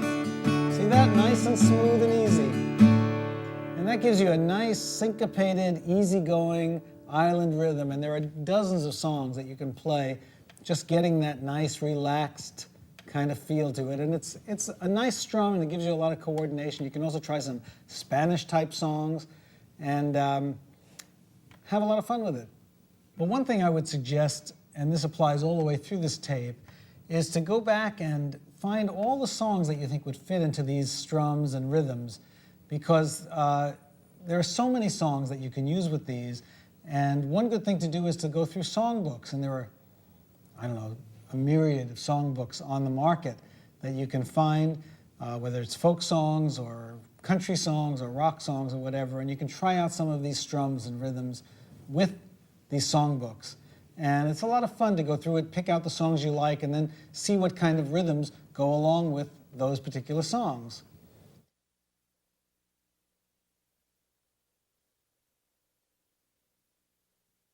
We're going to move on now to a different kind of a concept. This one is using bass notes along with chords. And this is really the basis of country guitar picking, a lot of folk picking as well. And it's that old ompa sound that you hear so often, or boom chick as you hear it called, where you'll play a bass note with your right hand and then a strum to follow up on it. And another bass note and then a strum. Now, what I'm doing is I'm simply picking out one of the notes, the lower notes of the chord, and playing it by itself first, and then strumming the rest of the chord to alternate between the bass note and a chord. Now, instead of doing it all with our thumb, let's do it where you play the bass note with your thumb, and then curl your hand up and very lightly brush across the top 3 strings or so with your index finger. So it's more of this kind of a motion. Now I'm playing a D chord with my left hand. And although I'm playing very relaxed and very freely, you might notice that my little finger is lightly brushing against the face of the guitar, right around the pick guard, if you have one. If you don't have a pick guard, just on the face of the guitar, which gives you a nice gauge of how far away from the strings you are, and gives you better aim because you're using that as your guide. Now, almost every country singer, whether he uses a flat pick or uses his fingers, and most folk singers too, play this style. And there are a lot of variations of it, which I'm going to show you. But for now, let's just talk about which bass notes are the ones to play. With the D chord, your 4th string, as you might remember from when we tuned up, is a D note. And that note is called the root of the D chord, because it's the note that has the same name as the chord. D note, D chord. So that's the root, and if you can find the root of each chord, that's going to be your primary bass note. So in D, you're going to play primarily your D note and then a brush across the strings.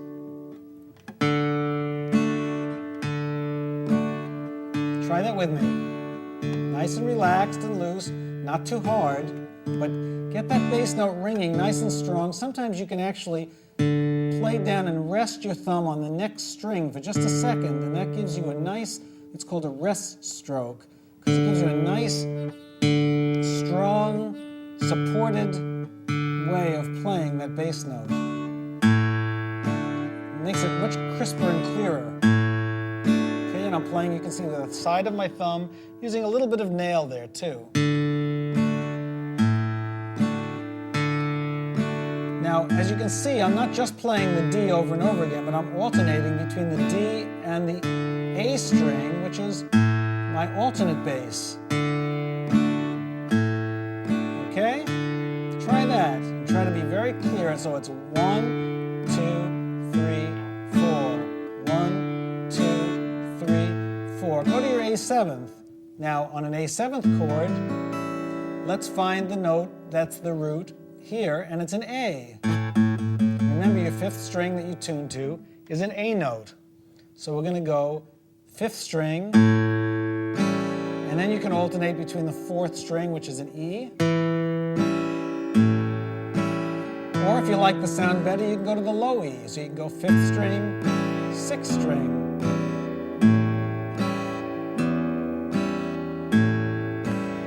And back to your D. You have to start developing a good aim with your thumb. How about G? Well, this 6th string, fretted at the 3rd fret, happens to be a G note. So that's your root. And the alternate could either be a B, or you can alternate here with your D. And I happen to like the way that sounds better, so I go 6th string, 4th string. Let's try some other chords and see where we get. Let's go to a C. Well, your C, your root note, is right there on the 3rd fret of the 5th string. So I would go 5th string and then alternate to the 4th string.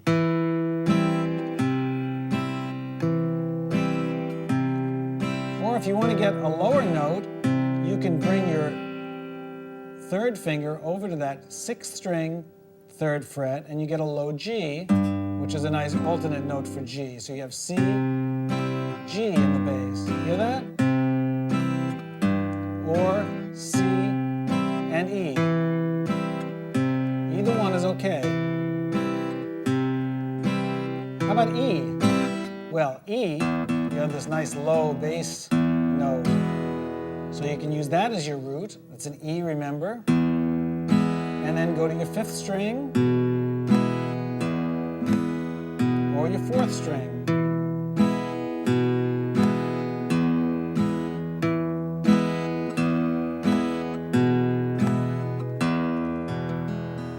So what you have to do is experiment with these different chords and hear, using your ear, which one is the best bass note to use for your primary bass. Most of the time, it'll be the root.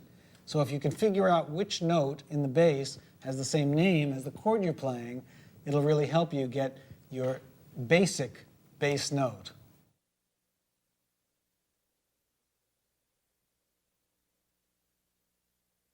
Now let's try to modify this right-hand strum a little bit. Let's go back to a D chord. And once again, we're playing 4th string and 5th string. Now with the right hand, we're going to go, instead of just playing thumb and a downstroke, let's do a thumb, down, up. And that's just a little flick of your 1st finger, in rhythm of course.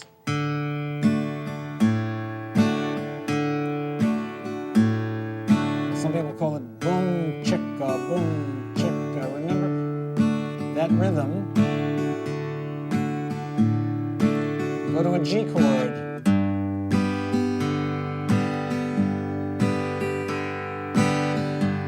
Again, my hand is very relaxed, and I'm not strumming across all the strings, it's just the top 3. Try to control your thumb. Let's go to an A7.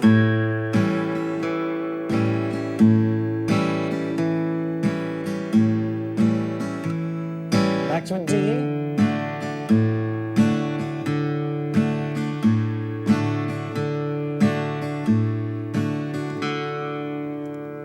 Okay, now practice that for a while and see how comfortably and smooth you get it, and we can try it with a song.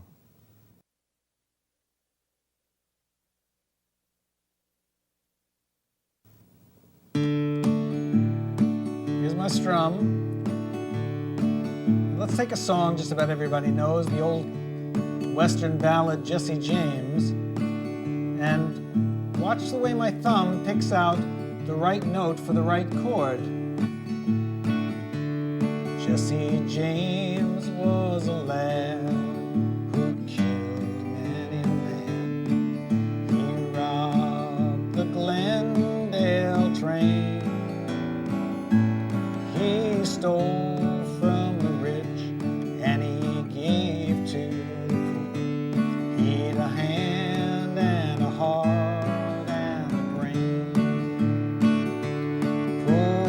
Jesse had a wife who longed for his life.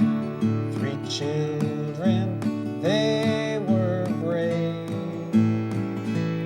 but the dirty little coward who shot Mr. Howard has laid poor Jesse in his grave. Well, that's just one of, I don't know how many songs there are, probably tens of thousands, that you can play with that strum and that rhythm. Just about any country song goes to that. And you could see there how my thumb was picking out automatically, really, the bass notes that went with the chords. And once you get that in your head, then you can do other things with bass notes, and it kind of comes automatically after a while. It's just a matter of practice. So once again, try a whole bunch of songs and see if you can get this rhythm going.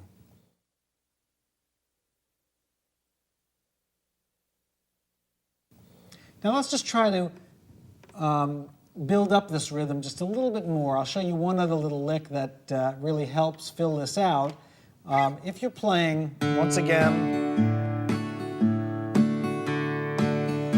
we have a thumb, down, up, thumb, down, up. Let's try a thumb, up, down, up, thumb, up, down, up.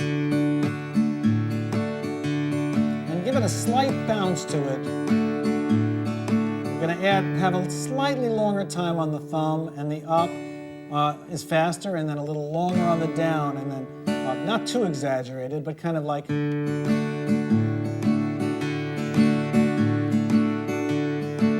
then to G, A7, D. Now what you want to do when you're playing this kind of rhythm is sometimes you'll do this thumb up, down, up all the time, or sometimes you'll just mix it in with the first one I showed you, just thumb, down, up. So it would be something like, let's take another song, and I'll change the key. Let's go to E. And let's try The Banks of the Ohio, for instance. See how that sounds with the strum.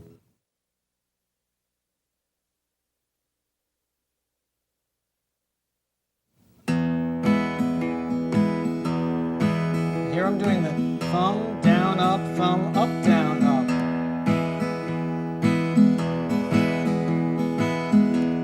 I ask my life. And you can just end with a little arpeggio with your thumb. So you can see how that gets mixed up between the thumb, down, up, and thumb, up, down, up.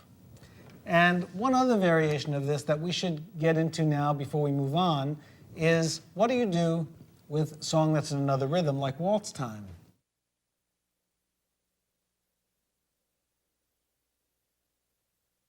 Now, waltz time, as you may know, goes 1, 2, 3, 1, 2, 3, 1, 2, 3. So that's a whole different kind of thing than we've been doing.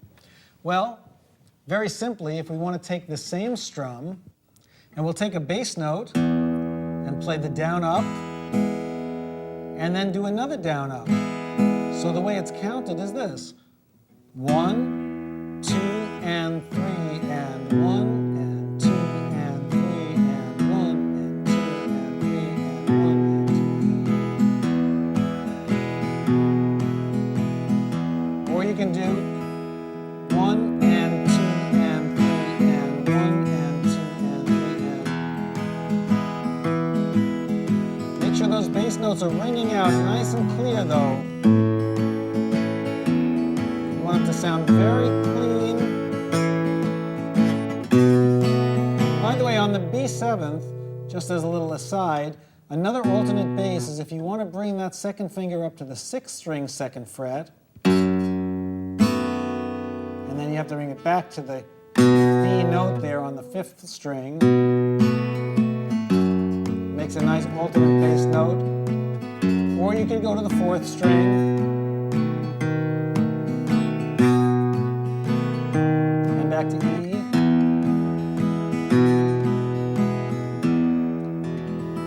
So an example of a song in waltz time would be something like this.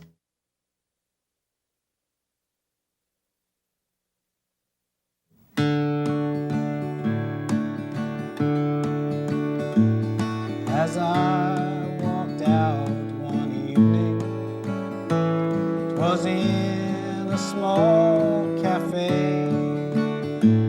A 40-year-old waitress to me his words did say,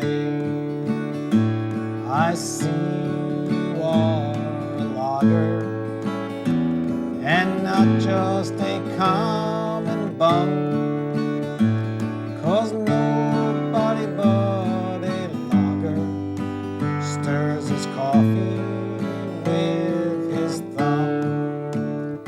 Well, that song goes on, and as you undoubtedly can hear, this waltz time is something you've heard a lot and probably will continue to hear a lot. And as you go through songs that you want to sing, you'll come across that quite often too. There's lots and lots of folk songs, bluegrass songs, country songs in waltz time or three-quarter time. So that's just another variation of this thumb. What some people call this the scratch, or Woody Guthrie used to call it the church lick, this boom chicka sound. So practice that, go through some books and songs and play it with your friends and see what you can come up with on that.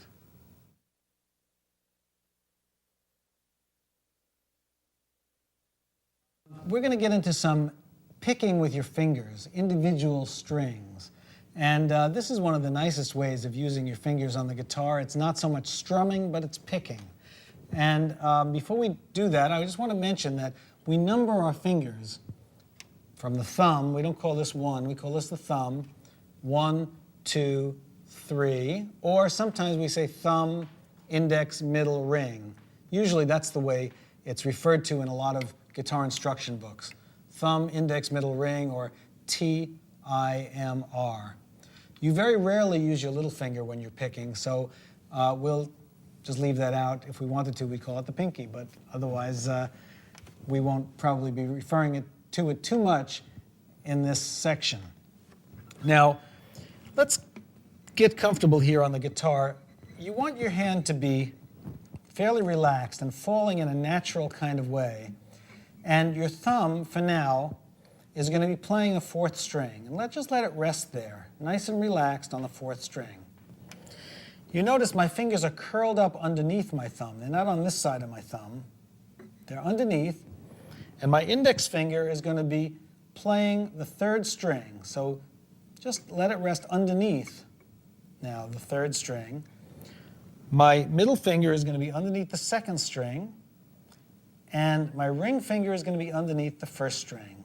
So each of those, for now, each of those fingers will have an assigned string to play.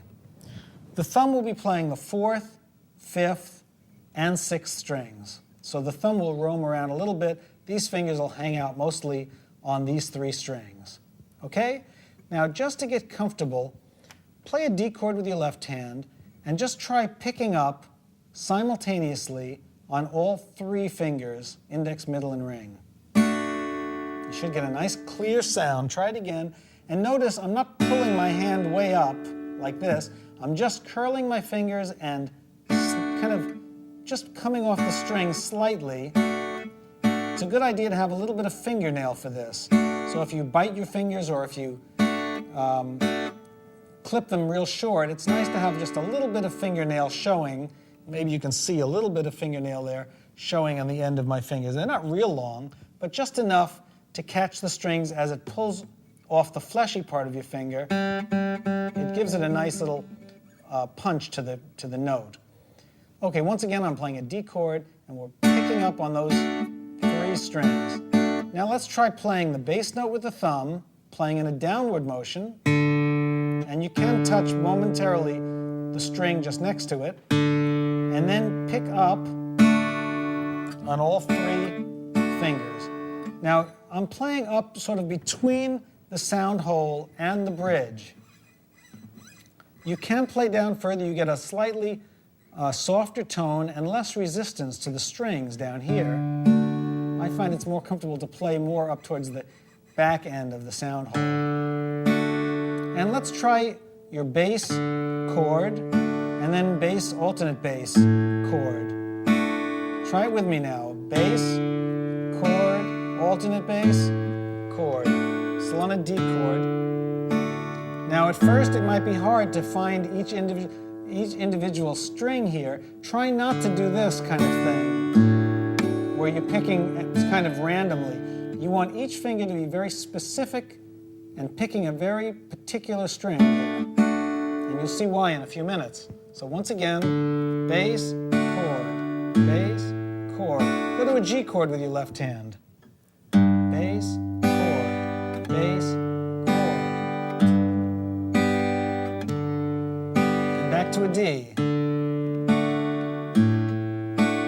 Okay, now what you want to do is stop the tape for a while and practice that until you get it nice and smooth and until you can play all your different chords. Go through your whole repertoire of chords and try picking out the right bass note and picking on those top 3 strings. And if you play it in rhythm, it's going to sound something like this.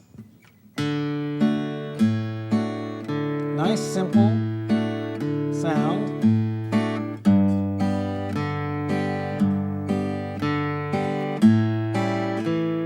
And it's actually a little less interesting than what we were doing before when we were playing this. But you'll see why we're doing this in a minute. Okay, now let's take a close look at the right hand again. And what we're going to be doing is breaking up those single notes of the chord into an arpeggio. So now let's try playing thumb, index, middle, ring. Now it's starting to sound like something. Watch this in rhythm. 1 and 2 and 1 and 2. 1. And hear how important it is for each note to be very clean. Your left hand has to be pressing those strings right to the fingerboard. You don't want to get this sound, right? You want it nice and clean. Now if we went to an E chord, see how I changed my bass note?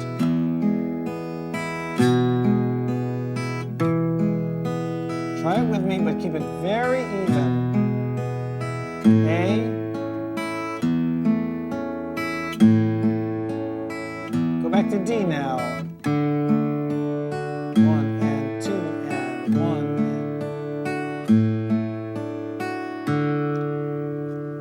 1. Okay, now these arpeggios are very, very nice to use in especially slow ballads, pretty songs that you can play. This is also in 4/4 time, although you're playing 8 notes to the measure. If you count it like this, 1 and 2 and 3 and 4 and.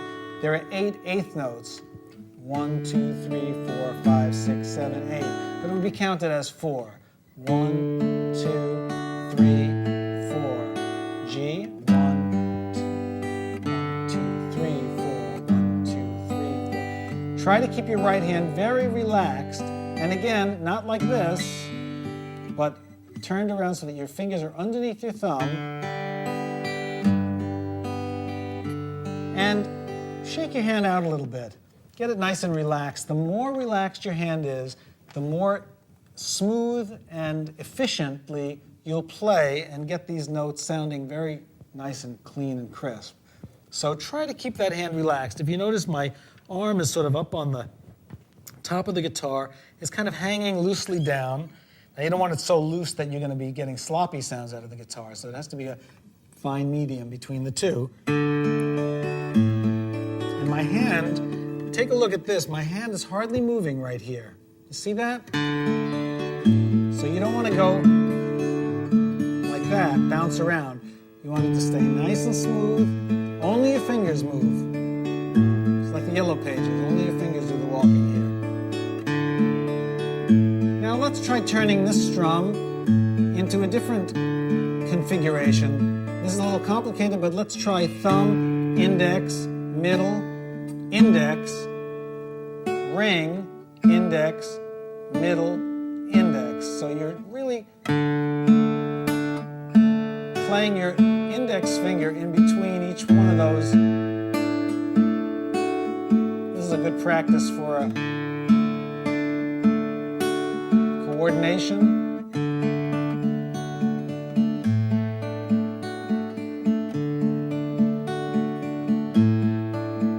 See that? We're on G now.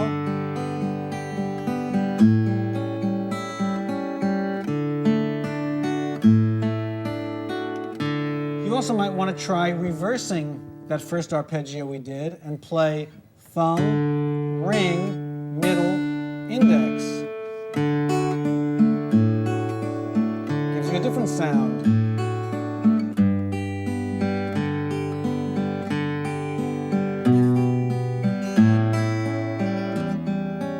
Mix them up.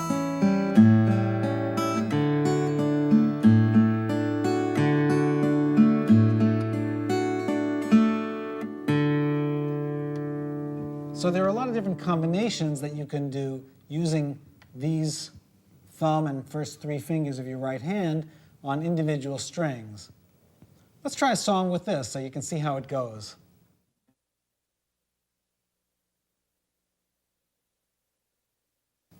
Okay,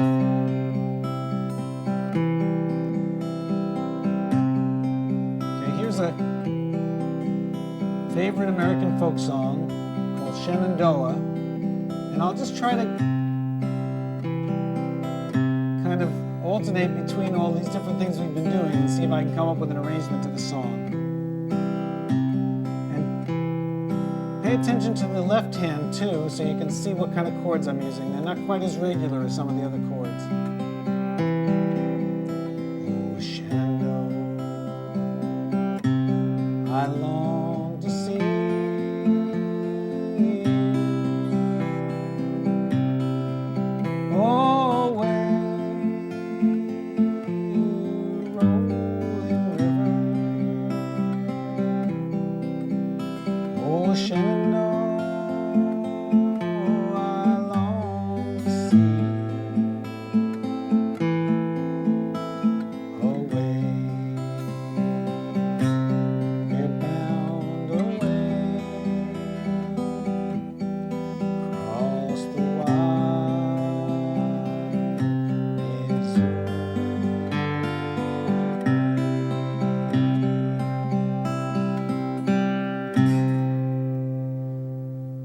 So you can see how on a song like that you can be very free with that kind of strumming. On a little bit of a faster song, you might want to play a combination of the bass chord and bass arpeggio, something like this.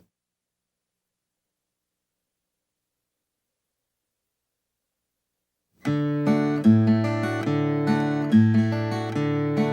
gives you a little more rhythmic feel.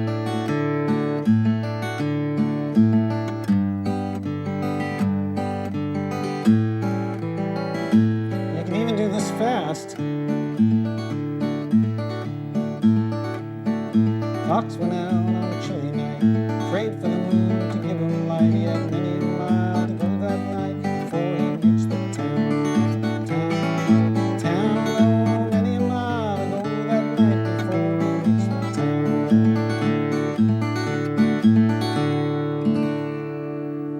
town. So you can see how different combinations of this can work in different kinds of songs, and it's a really nice way to play because there are a lot of possibilities that you can get out of this.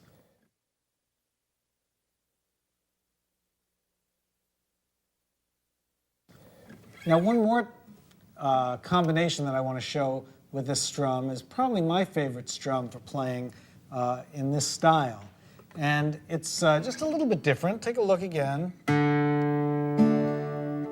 What you do is you start out with your thumb again, playing the bass note, then you play your index finger, then you play your middle and ring fingers together, and then you play your index finger again.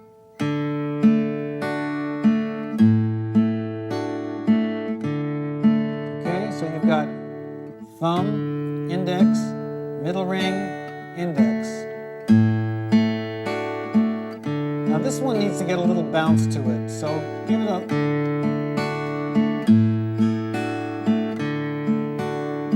I call this the cowboy strum because it has that kind of loping feel.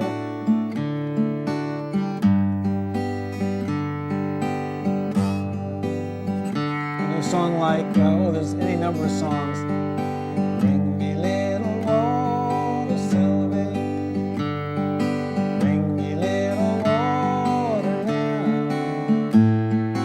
Bring me little water, Sylvie. Every little once in a while. And it's certainly good for cowboy songs. Let's see if I can think of one here. If come along, boys, listen to my tale. Tell you about my troubles on the old Chisholm Trail. Come the tie, yippee, yippee, tie, yippee, yippee.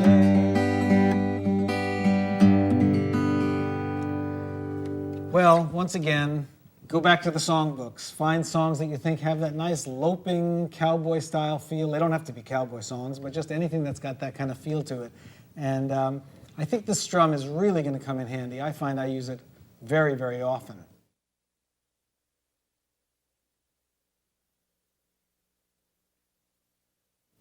Now, what if you want to play these arpeggios in 3/4 time? Well, we have to add another beat to each measure. Now it's going to be 1, 2, 3, 1, 2, 3. So let's take a look at what we can do here. Let's go to an E minor chord. Let's try 3/4 time like this. 1 and 2 and 3 and now it's thumb, index, middle, ring, middle, index. So you're going up and down. 1 and 2 and 3 and 1 and 2 and 3. So we're going to D.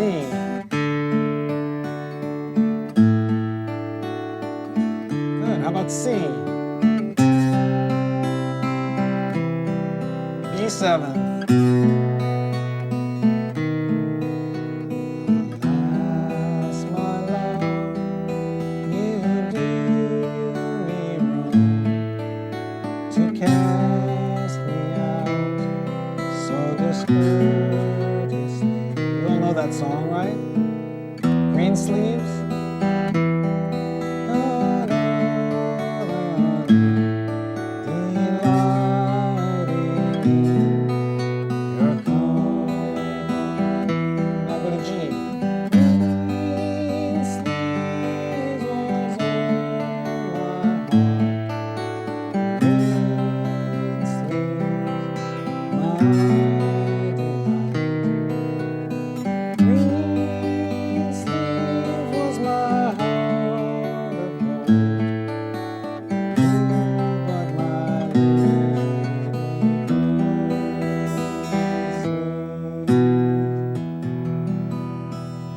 So you can see how beautifully that fits into a nice old ballad like Green Sleeves.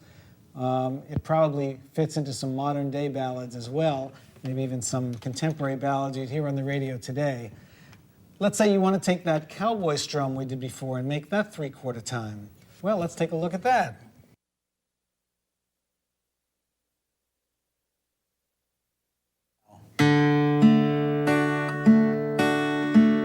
One and 2 and 3 and just doubling up. A little faster. Now this you wouldn't tend to give that loping rhythm to. You'd keep it fairly straight. And once again, listen to this. I never will marry. I'll be no man's wife. I expect to live single all the days of my life. And that's I never will marry. So once again, there's another way of using this thumb, index, middle, and ring together in this arpeggio situation. It's a kind of almost a classical guitar type technique, the way your fingers are using the strings with the bass notes played by the thumb, your index, middle, and ring fingers playing your top 3 strings. So this is something you should experiment with, play around, try to get the coordination. Above all, make sure that everything is smooth and even and easy. And then you can now have an arsenal of different kinds of strums and picks to move on to other things. This is a terrific combination of rhythmic and picking ideas that you can use in a variety of songs. So your guitar music has now gone to another level. You started out without knowing anything before we did the chords and chord progressions. Hopefully, all these basic chords are now under your fingers so that you can get to them without too much trouble, not too much struggling. You've got some nice calluses on your fingertips, so you don't have to worry anymore about sore fingers. Everything should be coming together, and now that you've got your right hand, I think it's time to move on the next tape and learn about the guitar in a little more depth. We're going to be doing a tape called Understanding the Guitar, which is going to pull all these things together so that you're not just playing chords and not knowing why you're playing them, or plucking strings and not knowing why you're plucking them, but we're going to try to bring this all together so the guitar as a musical instrument makes sense to you and gives you some background that will allow you to go on to any style you want, whether it's classical, blues, rock, jazz, whatever. You have a whole world of guitar music in front of you, and I'm hoping that you're going to make the leap, finish out the series, and then go ahead and really explore the guitar to its fullest.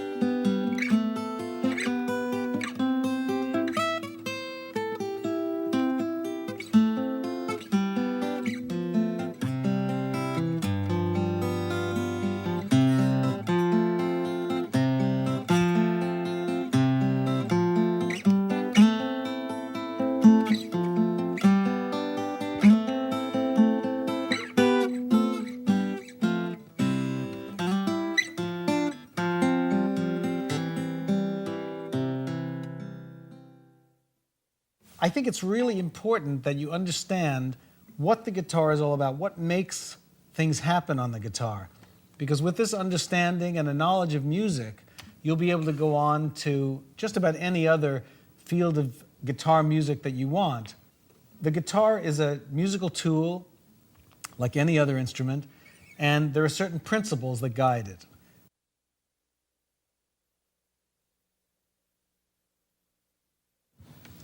Now, a guitar itself is really nothing more than an apparatus for stringing 6 strings across. They're pinned at one end by what we call bridge pins here in this bridge. These little ivory or plastic or wooden pins here hold the strings down at one end. And on this end, the tuning pegs hold the strings down. And they're just attached to these tuning heads, which enable you to tighten it or lower it. On the whole, the guitar is nothing more than that with a box added. And this is a hollow box with a lot of airspace inside that amplifies the sound so that when these strings are plucked and vibrate, the air vibrates inside this box and is resonated by the wood and is projected out to the listener. So everything happens between this point, this saddle, which is a piece of bone or ivory or plastic that the string crosses over, and at the other end, this piece of bone or plastic or ivory, which is called the nut. And the string vibrates between those 2 points. So when a string is tuned to an E, let's say, it's really vibrating only between this nut and this saddle here. Now these distances between these 2 points is measured very, very precisely in such a way that if you took that string and cut it exactly in half, it would be at the 12th fret, and it would be the same pitch as the open string, but an octave higher.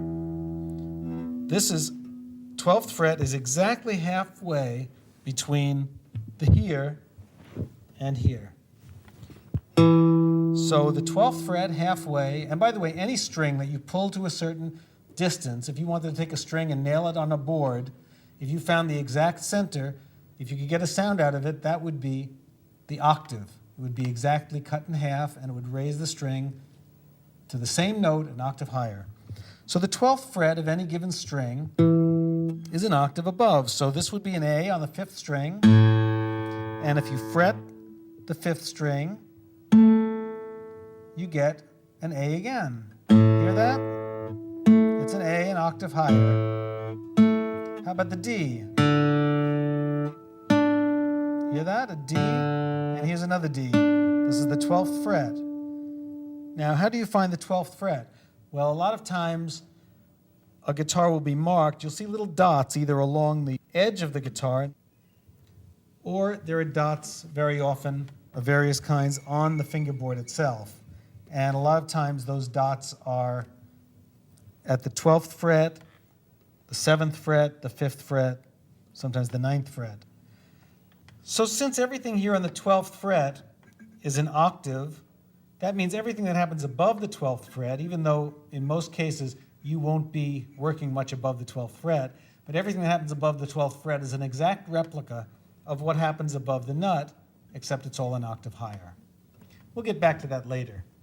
But for now, it's enough to know that this 12th fret is an octave, and if you remember that, then anytime you want to find an octave of any of these strings, it's very easy to find it right here at the 12th fret.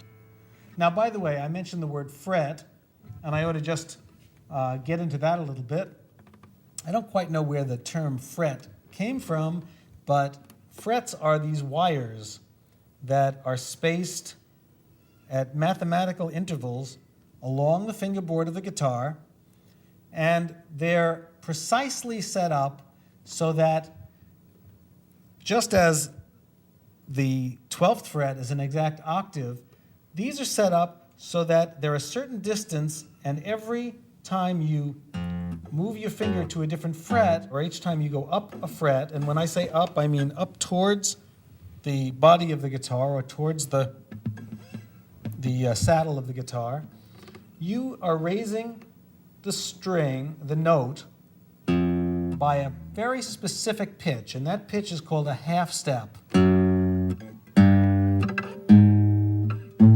Now, a half step is the smallest interval that we have in our Western scale. And when I say a Western scale, I mean the scale that everybody from the Western part of the world tends to use. It's a European scale. And if you think about a piano keyboard, you'll notice that there are black notes and white notes. And the smallest distance between any two keys is between a white note and a black note, or a black note and the white note right next to it. That's called a half step. So in the case of the guitar, when you play an open string, let's say an open E, when you play the first fret, you're raising it by a half step, and that note is an F. Here's an E, here's an F. Now, the next fret is an F sharp. The next fret is a G. Next one is a G sharp. A sharp, B, C, C sharp, D sharp, and your octave E. Now, you might be asking yourself, well, we went from E, how come we didn't go to E sharp on that first fret? Well, there is no E sharp. And if you think about a piano keyboard again, think about the notes between E and F. There's no black key there, and that's because the way the piano is tuned and the way most instruments are tuned, between E and F is a half step, and between B and C is a half step. So there's no B sharp, and there's no E sharp. It goes directly from E to F and from B to C. Okay? So this is very important because it means that you know all the notes now on the 6th string of the guitar. E, F, F sharp, G, G sharp, A sharp, B, not B sharp, but C, C sharp, D, D sharp, E. And of course that's your octave, E, right? Let's take the next string, the A string. Now we know it's tuned to an A, so when you play it open or unfretted, that's an A note, that's a given. First fret is an A sharp, then we have a B, then there's a, you're right, not a B sharp, but a C, C sharp. Now slide your first finger up to the 5th fret, that's a D,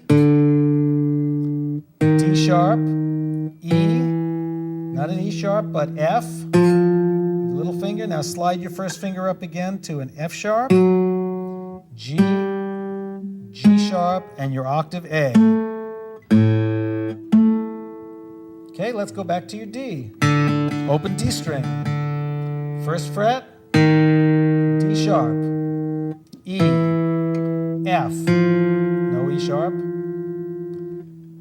F sharp on the 4th fret. Now once again, you're going to slide your first finger up and do a nice smooth motion to the 5th fret. That's a G, G sharp, A sharp, slide up to a B, C, C sharp, and we end up at the 12th fret with a D. Octave, D. Next string, G, your 3rd string. First fret. Now say this with me. Do this aloud, right along with me, so you can really get these into your head. Okay. G sharp, A sharp, B. Slide your first finger up to a C, C sharp, D, D sharp, slide up to an E, F, F sharp, and your octave G. By the way, when you go up or down by half steps, that's called a chromatic scale. Okay? Let's go to the 2nd string. That's a B. Okay? First fret becomes not a B sharp, but a C. So there's your C note right there on the 1st fret of the 2nd string. C sharp, D, D sharp, say them aloud. Now you want to go up to an E, slide your first finger up to an E, F, F sharp, G, G sharp, A sharp, and your octave B. Last string, or actually first string, is your high E. Now these notes are exactly the same as your low E. They're just at a higher pitch, but everything is the same on the first string that you had on the 6th string. So your first fret is an F, F sharp, G, G sharp, A sharp, B, C. Now look how smooth I'm sliding up. C sharp, D, D sharp, E. And that E is 3 octaves above your bass E. Now, this isn't really the way to learn the notes on the guitar. For one thing, it's too many of them. It makes it too complex. But there are certain things that you can do, certain guidelines that you can find, sort of landmarks on the neck of the guitar or on the fingerboard, that'll give you a clue as to where you are and what note you're getting out of which fret and which string. For instance, start on the 6th string again, and let's look at it going up. E, F, F sharp, G, G sharp, A. Now that's an A, but you know that your open 5th string is an A, so those are the same notes. Well, right away you have a landmark, because you know that if you know the open string, the open 5th string, you know that your 5th fret at the 6th string is the same note. So right away you know this is an A. That's an easy way of knowing it. Okay, let's try the next string, the A string. A sharp, B, C, C sharp. Whoops, here's a D. Now you know your 4th string open is a D. So again, you have a repeated note. Okay? In fact, this is the way many people tune their guitars. You may see people tuning the guitar like this. They'll play a note here, and then they'll play the open string next to it and see if they are exactly the same note. If they're a little off, they'll change the the open one, and then go to the next. D, and your open D. Okay, now let's go up on the D string. You got D, D sharp, E, F, F sharp, G, and sure enough, there's your G note. So your 5th fret is a handy guide to the string that's just next to it. And you'll know, for instance, now that when you're on the 5th fret of the 4th string, that's a G. You're on the 5th fret of the 5th string, it's a D. Let's go up on the G string and see what happens. This is tuned a little differently now, and there may be a little surprise here. G, G sharp, A sharp, B, here's a B. Now there's your same note as your open 2nd string, and you're only on the 4th fret. Well, that string is a little different, the way it's tuned. So you have to just remember that the 4th fret on the 3rd string is your open, the same note as your open B string. Okay, there's your B. And then going up on the 2nd string, C, C sharp, D, D sharp, E, and sure enough your E and your open E are the same. So the guitar is kind of a funny instrument in certain ways, and one of the ways that it's a funny instrument is that you can find the same notes in different positions. So right here we see that we can find an A on an open string. We can also find the exact same A on a fretted string. And sometimes you'll have a choice of whether to play a string open or play a string fretted, a note fretted, and get the same note. You can play an A here, open A, or you can slide up to an open A, to a closed A on the 5th fret of the 6th string. If you want to play a B, you can play the open 2nd string, or you might like the sound of the 3rd string, 4th fret. Maybe you want to slide to it instead of just playing it open. So right there you have a certain guideline. The 5th fret is very important.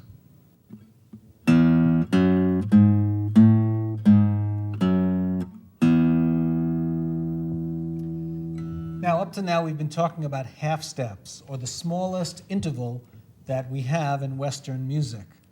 I should say that there are smaller intervals than that. In fact, some intervals are so small they can't even be measured. For instance, if you listen to a blues and you hear somebody stretching a string like this,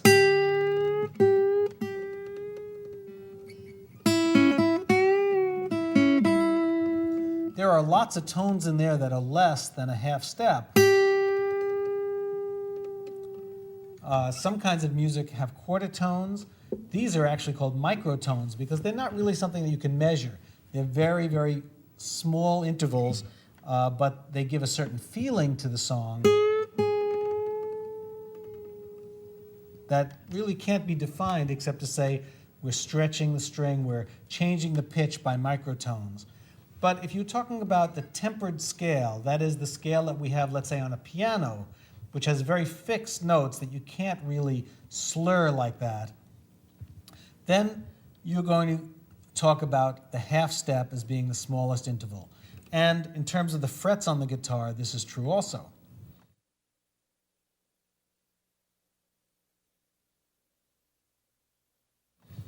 Well, if 1 fret distance is a half step, then it stands to reason that the distance between 2 steps is a whole, 2 frets is a whole step.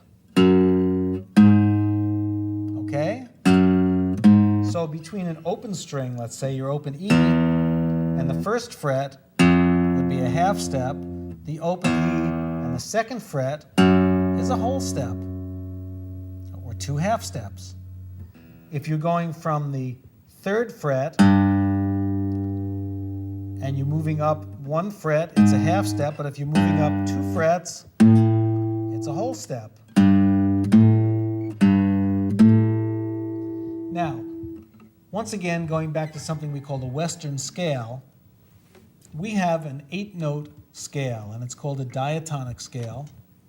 You might hear that term mentioned in terms of harmonicas or accordions or various other things. The diatonic scale means an 8-note scale that's made up of a certain number or a certain combination of whole steps and half steps. And it's the typical melody scale that you hear. I mean, everybody knows the do, re, mi scale. It sounds like this.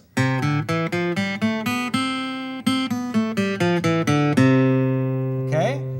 Now, that scale is very specifically made up of 8 tones, and they are the combination of whole steps and half steps goes like this. Whole step, half step, and then again, whole step, whole step, whole step, half step. Now, if you look at a piano keyboard, you'll see that the notes are configured so that there are black notes and white notes, and the black notes are in groups of 2s and groups of 3s.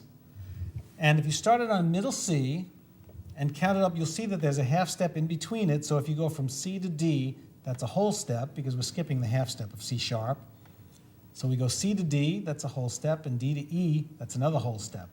Then E to F is a half step because there's no E sharp. And then we go from F to G, which is a whole step, G to A is a whole step, A to B is a whole step, and B to C again is a half step. Now that configuration of whole steps and half steps is always the same in a major key no matter what note you start on. You have to adapt this with sharps and flats. You're going to have to sort of alter the notes that you play in order to get this configuration of half steps and whole steps. But basically that's what it is. Whole, whole, half, whole, whole, whole, half. And try to get that in your mind, and you'll see how that works on the keyboard of the guitar or the fingerboard of the guitar. Let's take another look at it, and let's just take it all on the low E string. Don't worry about which notes you're playing, just look at the half steps and whole steps in the combination. Start out with the open E string, then we're going to skip the first fret, and we want a whole step interval, so we're going to go to the second fret, okay? Then we're going to go another whole step. Okay, so we have from here to here the whole step, another whole step, then we have a half step. Okay, we can do it all with the first finger if you want. Whole, whole, half, and then whole, whole, whole, half. Let's come down the same way. Half, whole, whole, whole, half, whole, whole. And remember that a 2-fret interval is a whole step, a 1-fret interval is only a half step. So if we play that, let's do that all together, starting from the low E, and you'll see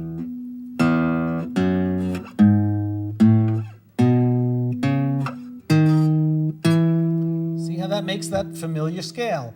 Now if you start with the A string and you go up a whole step, which is to the second fret, whole step, half step, whole, whole, whole, half, that's a major scale in the key of A. Come back down.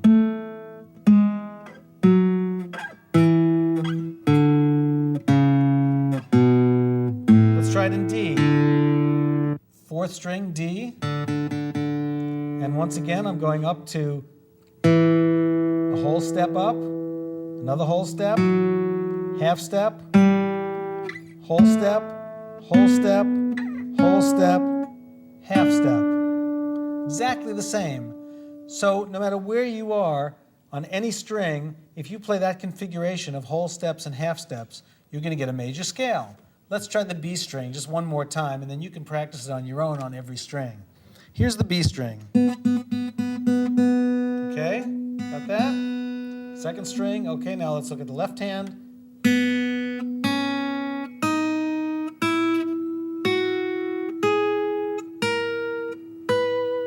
Back down. Whole, whole, whole, half, whole, whole. Now you could even start on a fret. You don't have to start on an open string as long as you keep the same configuration. Let's say you start on the F sharp which is the 2nd fret on the 6th string. Well, just keep that configuration of whole steps and half steps, and you'll see how that works. Look at this. Whole, whole, half, whole, whole, whole, half. Pick any note you want. Start on that note. That's an F. Okay, we're on the 4th string, 3rd fret. Let's just go up in whole and half steps. Okay, you got whole, whole, half, whole, whole, whole, half, and there's your scale in F. So you can see how as long as you keep this combination of whole steps and half steps, you can play a major scale rather, in any key that you want anywhere on the fingerboard of the guitar, as long as you have enough frets to go up. If you start way up here, you're going to run out of frets, so you can't do that. But basically, this is one way of playing a major scale anywhere you want. But there's a big but here. It's very inconvenient to do scales going all the way up just on one string. As you can see, it takes a lot of motion to get up and down on one string, so you need to figure out how to find scales that go across the strings using different strings, not just all on one string. So that's the next trick.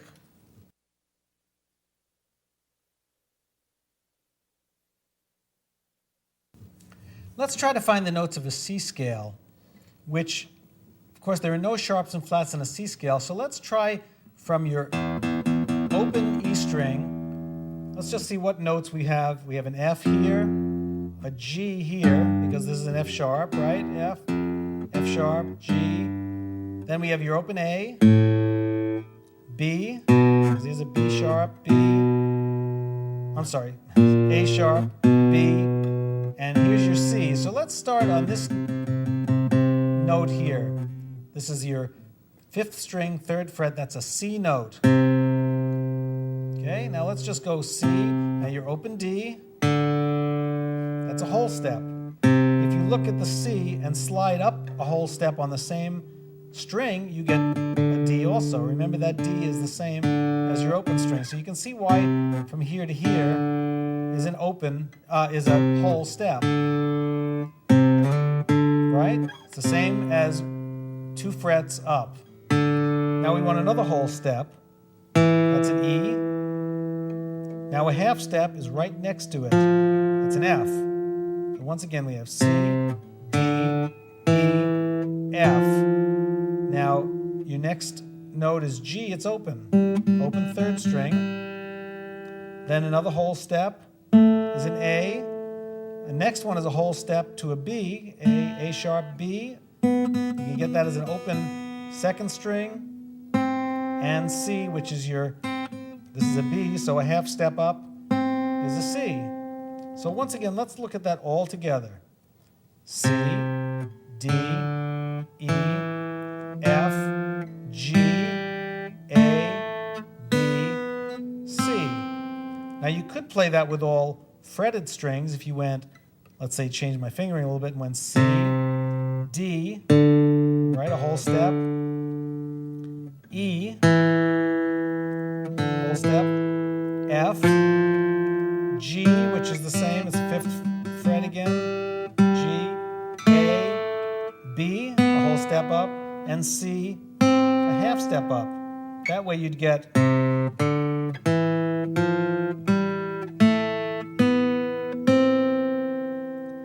but it's much easier in this case to play it like this. Open strings.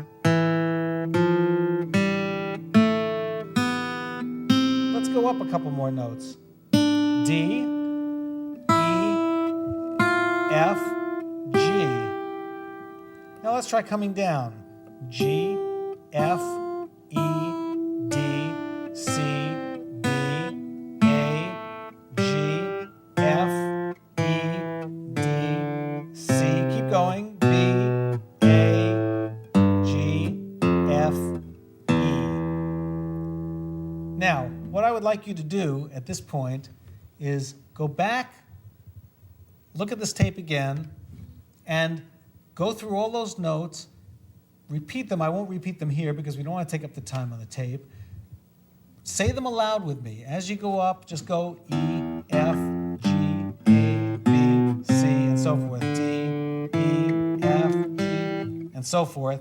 Do it nice and slow.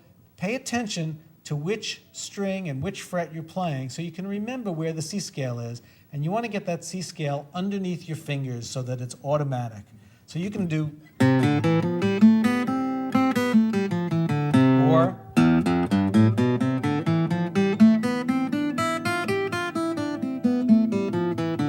and you don't even have to think about it. And then you'll be on your way to starting to play melodies in the key of C.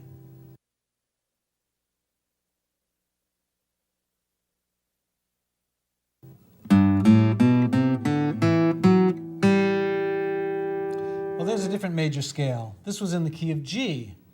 So let's take a look at this to get an idea of how this would work in another key. Well, let's find G first of all. We have your open E, F, F sharp, G. So there's G on your 3rd fret of the 6th string. Now we want to go up a whole step, G to A. Okay, we could do it here, 2 frets, but we have a nice open A string to use. Okay, then we want to go up another whole step to B. So far we have whole, whole. Now we have a half step, right? Now that's to C. So we have G, A, B, C. Now we need another whole step to D. So from C to D, we've got to the open 4th string. Again, we could go up 2 frets here, but we have this nice open 4th string for D. Then we need a whole step to E. Now another whole step, because remember it's 3 whole steps in a row. So now if I went a half step to F, you'd only get a half step there. But we need a whole step, so we have to go to F sharp. Let me run that by again. G, whole step, half step, whole step, whole step, whole step. Right? 2 frets to F sharp. And now a half step, F sharp to your open G. Or you could go the half step to here, but that's the same as your open note. So look again here. G, A, B, C, D, E, F sharp, G. And try to use this fingering if you can. It's a little bit tricky to use your little finger out there. Now let's try to go up another octave. We have our open G string here, right? Whole step to A. Whole step to B, open B string, half step to C, 1st fret, whole step, D, whole step, open E, whole step, F sharp, and half step to G. And one thing you'll notice, there's always a half step between the next to the last and the last note of the scale, so that makes it kind of easy to remember too.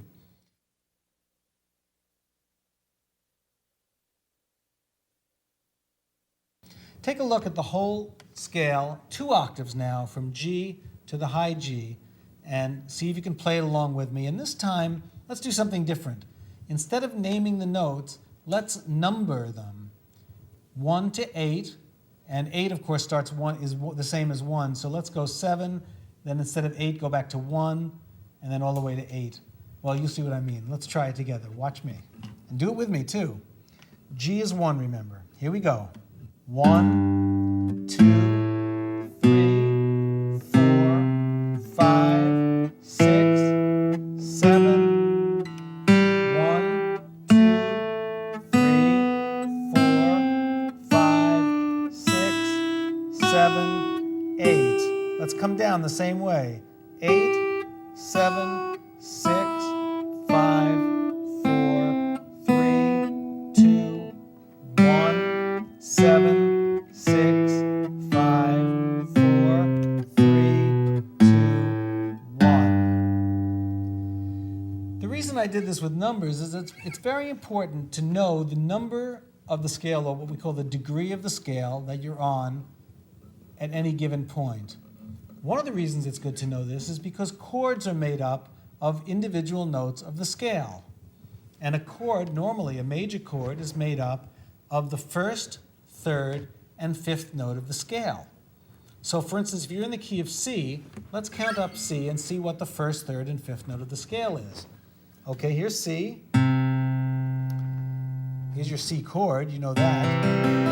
Now let's see the scale. C, D is 2, E is 3. Well, we know in the C chord, we have the 1, the 3, G is the 5th. 1, 2, 3, 4, 5. That's your open G. And what else do we have here? We have a C, that's your 1 again, and an E, that's your 3 again. So we have 1, 3, 5, 1, 3. Let's take a look at a G. The G chord, we have the G is in the bass, that's your 1, 2, 3. A B is your 3. So we have 1, 3, B, C, that's your 4th, and E is your 5th, the D.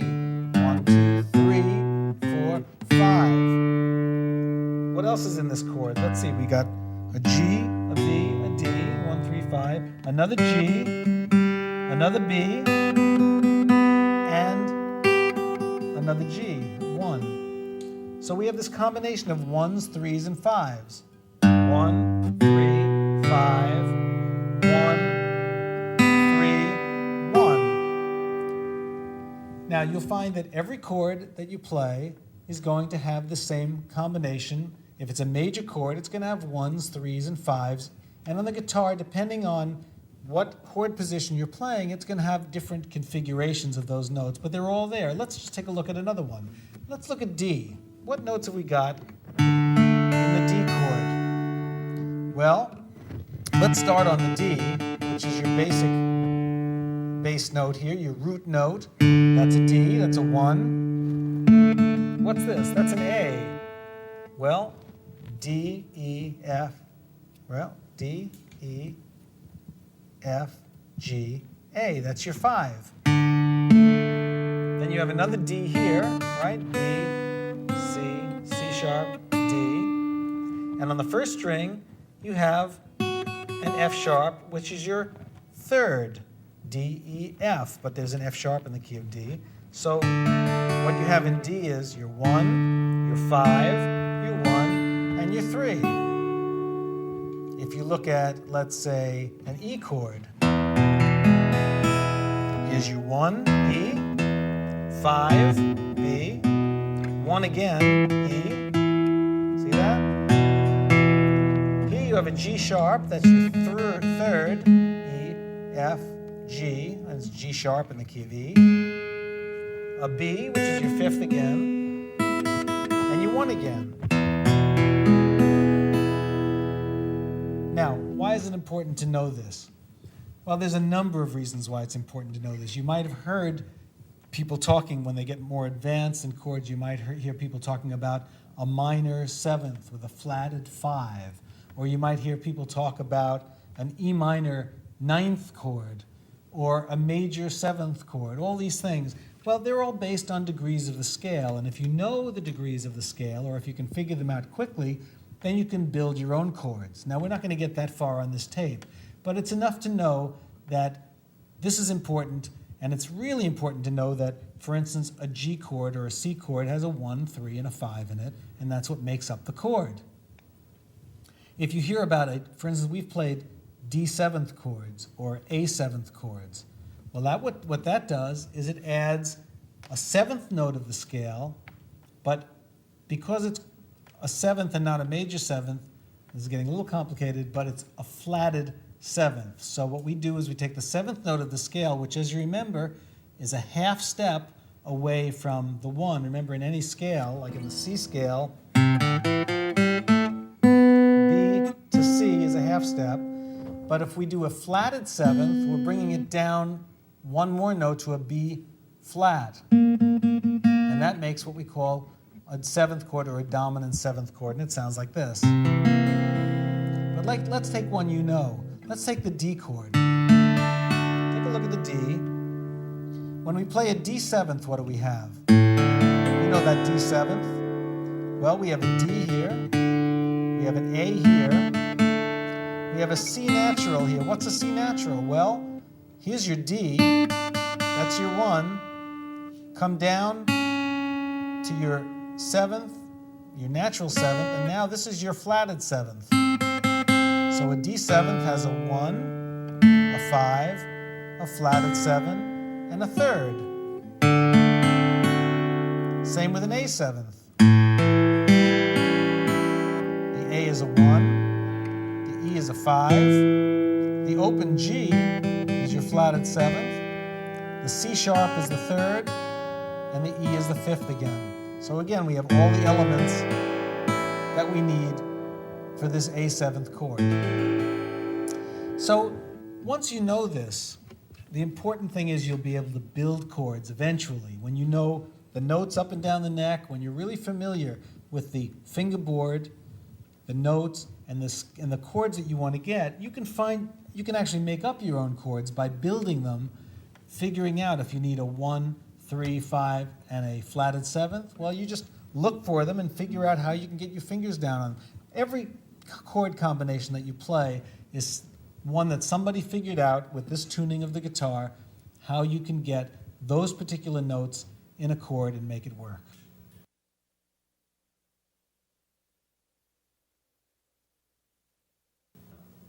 Now here's something interesting. We've got our standard little D chord here that we've been playing before many times. It's the first chord you learned. And we know that this is your 1, this is your 5, it's an A, D, E, F, G, A. This is your D again right here, and this is your 3rd, or your F sharp. Now, the relationship of these notes, let's just take the 3 notes we're fretting. And we've got 5, 1, and 3. Let's eliminate the 5 for a minute and just play the first 2 strings, which are a 1 and a 3. The distance between these 2 notes, the interval between them, is called a 3rd, a major 3rd. We're going from D to F sharp. If you move this up 1 fret, let's say, that interval stays the same. The pitch of the chord changes. It's now going, it's not a D and an F sharp any longer. Now it's a D sharp, or an E flat, and a G. And you can move that up another fret. Wherever you put it, it's still a 3rd apart. Okay? Let's look at the whole chord. Just the 3 notes, the 5, the 1, and the 3. If you move that up 1 fret, it's still a 5, a 1, and a 3. If you move it up another fret, still 5, 1, 3. But now what are the notes we're playing? Well, this is a D. That's your root note. If you move that up 1 fret, you get a D sharp or E flat. It's the same thing. And if you play this as a chord, you get an E flat or a D sharp chord. Just playing those 3 notes. Because the relationship between them stays the same. If you move it up 1 more, you get an E. Right? 1 more, and you get what? Not an E sharp, an F. Try this with me. Move your chord. This is called playing movable chords because we're not playing the open strings, which of course aren't changing. We're just playing the 3 that we're fretting. Move it up 1 more and you get F sharp. 1 more and you get a G, and so forth. And wherever you are, this note is your root, or 1. This is your 3, and this is your 5. Let's go back down to the D. Well, we know that this is a D, an F sharp, and an A. If we move it up to the F position, an F chord, at the 5th fret, and remember we went D, D sharp, E, F.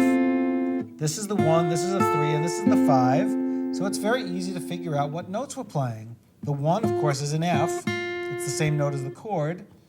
The 3rd above an F, well, what is that? F, G, A, so that's an A note. And the 5th is F, G, A, B, C, so that must be a C. If we move it up 2 more frets, F, F sharp, G, we have a G chord, so we know that this string is playing the 1, so that's got to be a G note.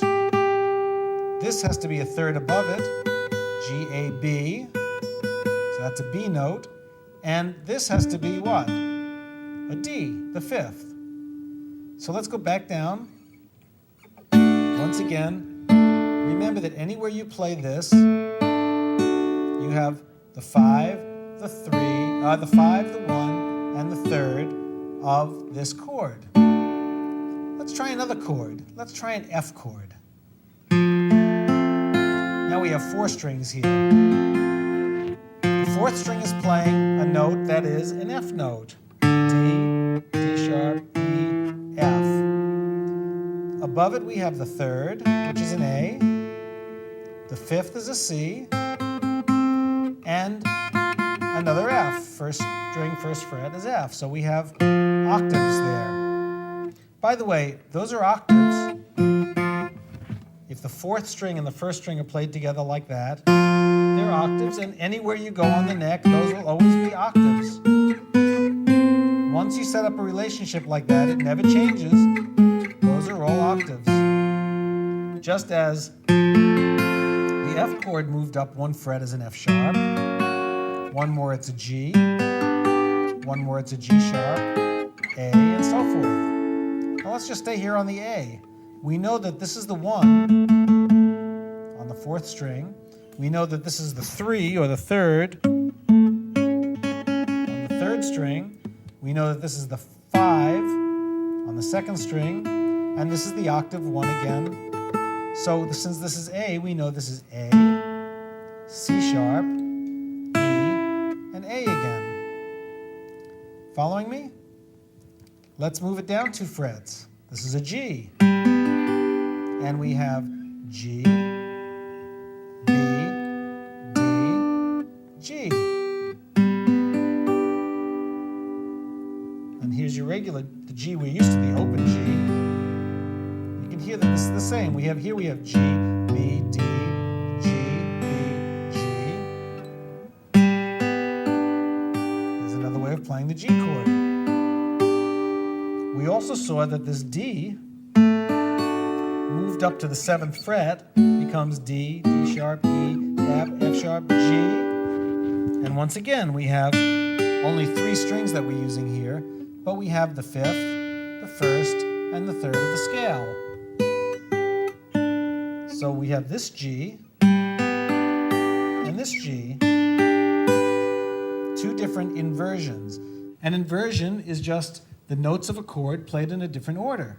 So that if you're playing it down here, or you're playing it in the F position, the 3rd fret, or you're playing it the D position on the 7th fret, the 1, 3, and 5 come in different configurations. They're in a different order of strings, but basically it's the same chord as long as you have all those different elements, the 1st, 3rd, and 5th of the scale, or if you're playing a 7th, the 1st, 3rd, 5th, and flatted 7th of the scale. You're always going to have that no matter which position you play. They're all going to be different inversions of that chord.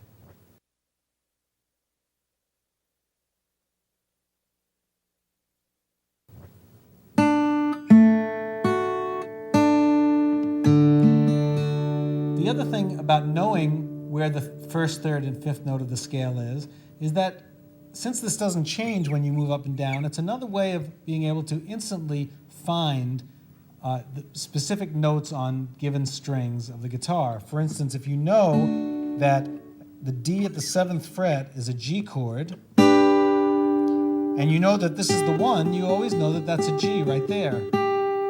If you know that this is the 3rd, then you know that that's going to be a B. So it just makes instant recognition, and the more you get used to this concept, then the quicker you're going to understand exactly where every note on the fingerboard is. By the same token, if you go, let's just look at a C chord.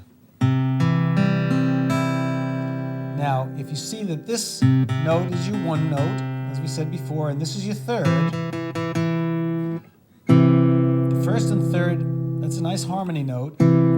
That's going to be the first and third no matter where you are. It stays the same relationship on every fret going up the fingerboard. So no matter where you are, that's going to be the one, that's going to be the three. So if you ever want to find out the third of this note, even if you're playing it with this finger, whoops, that's the third of the note. If you want to do it down here,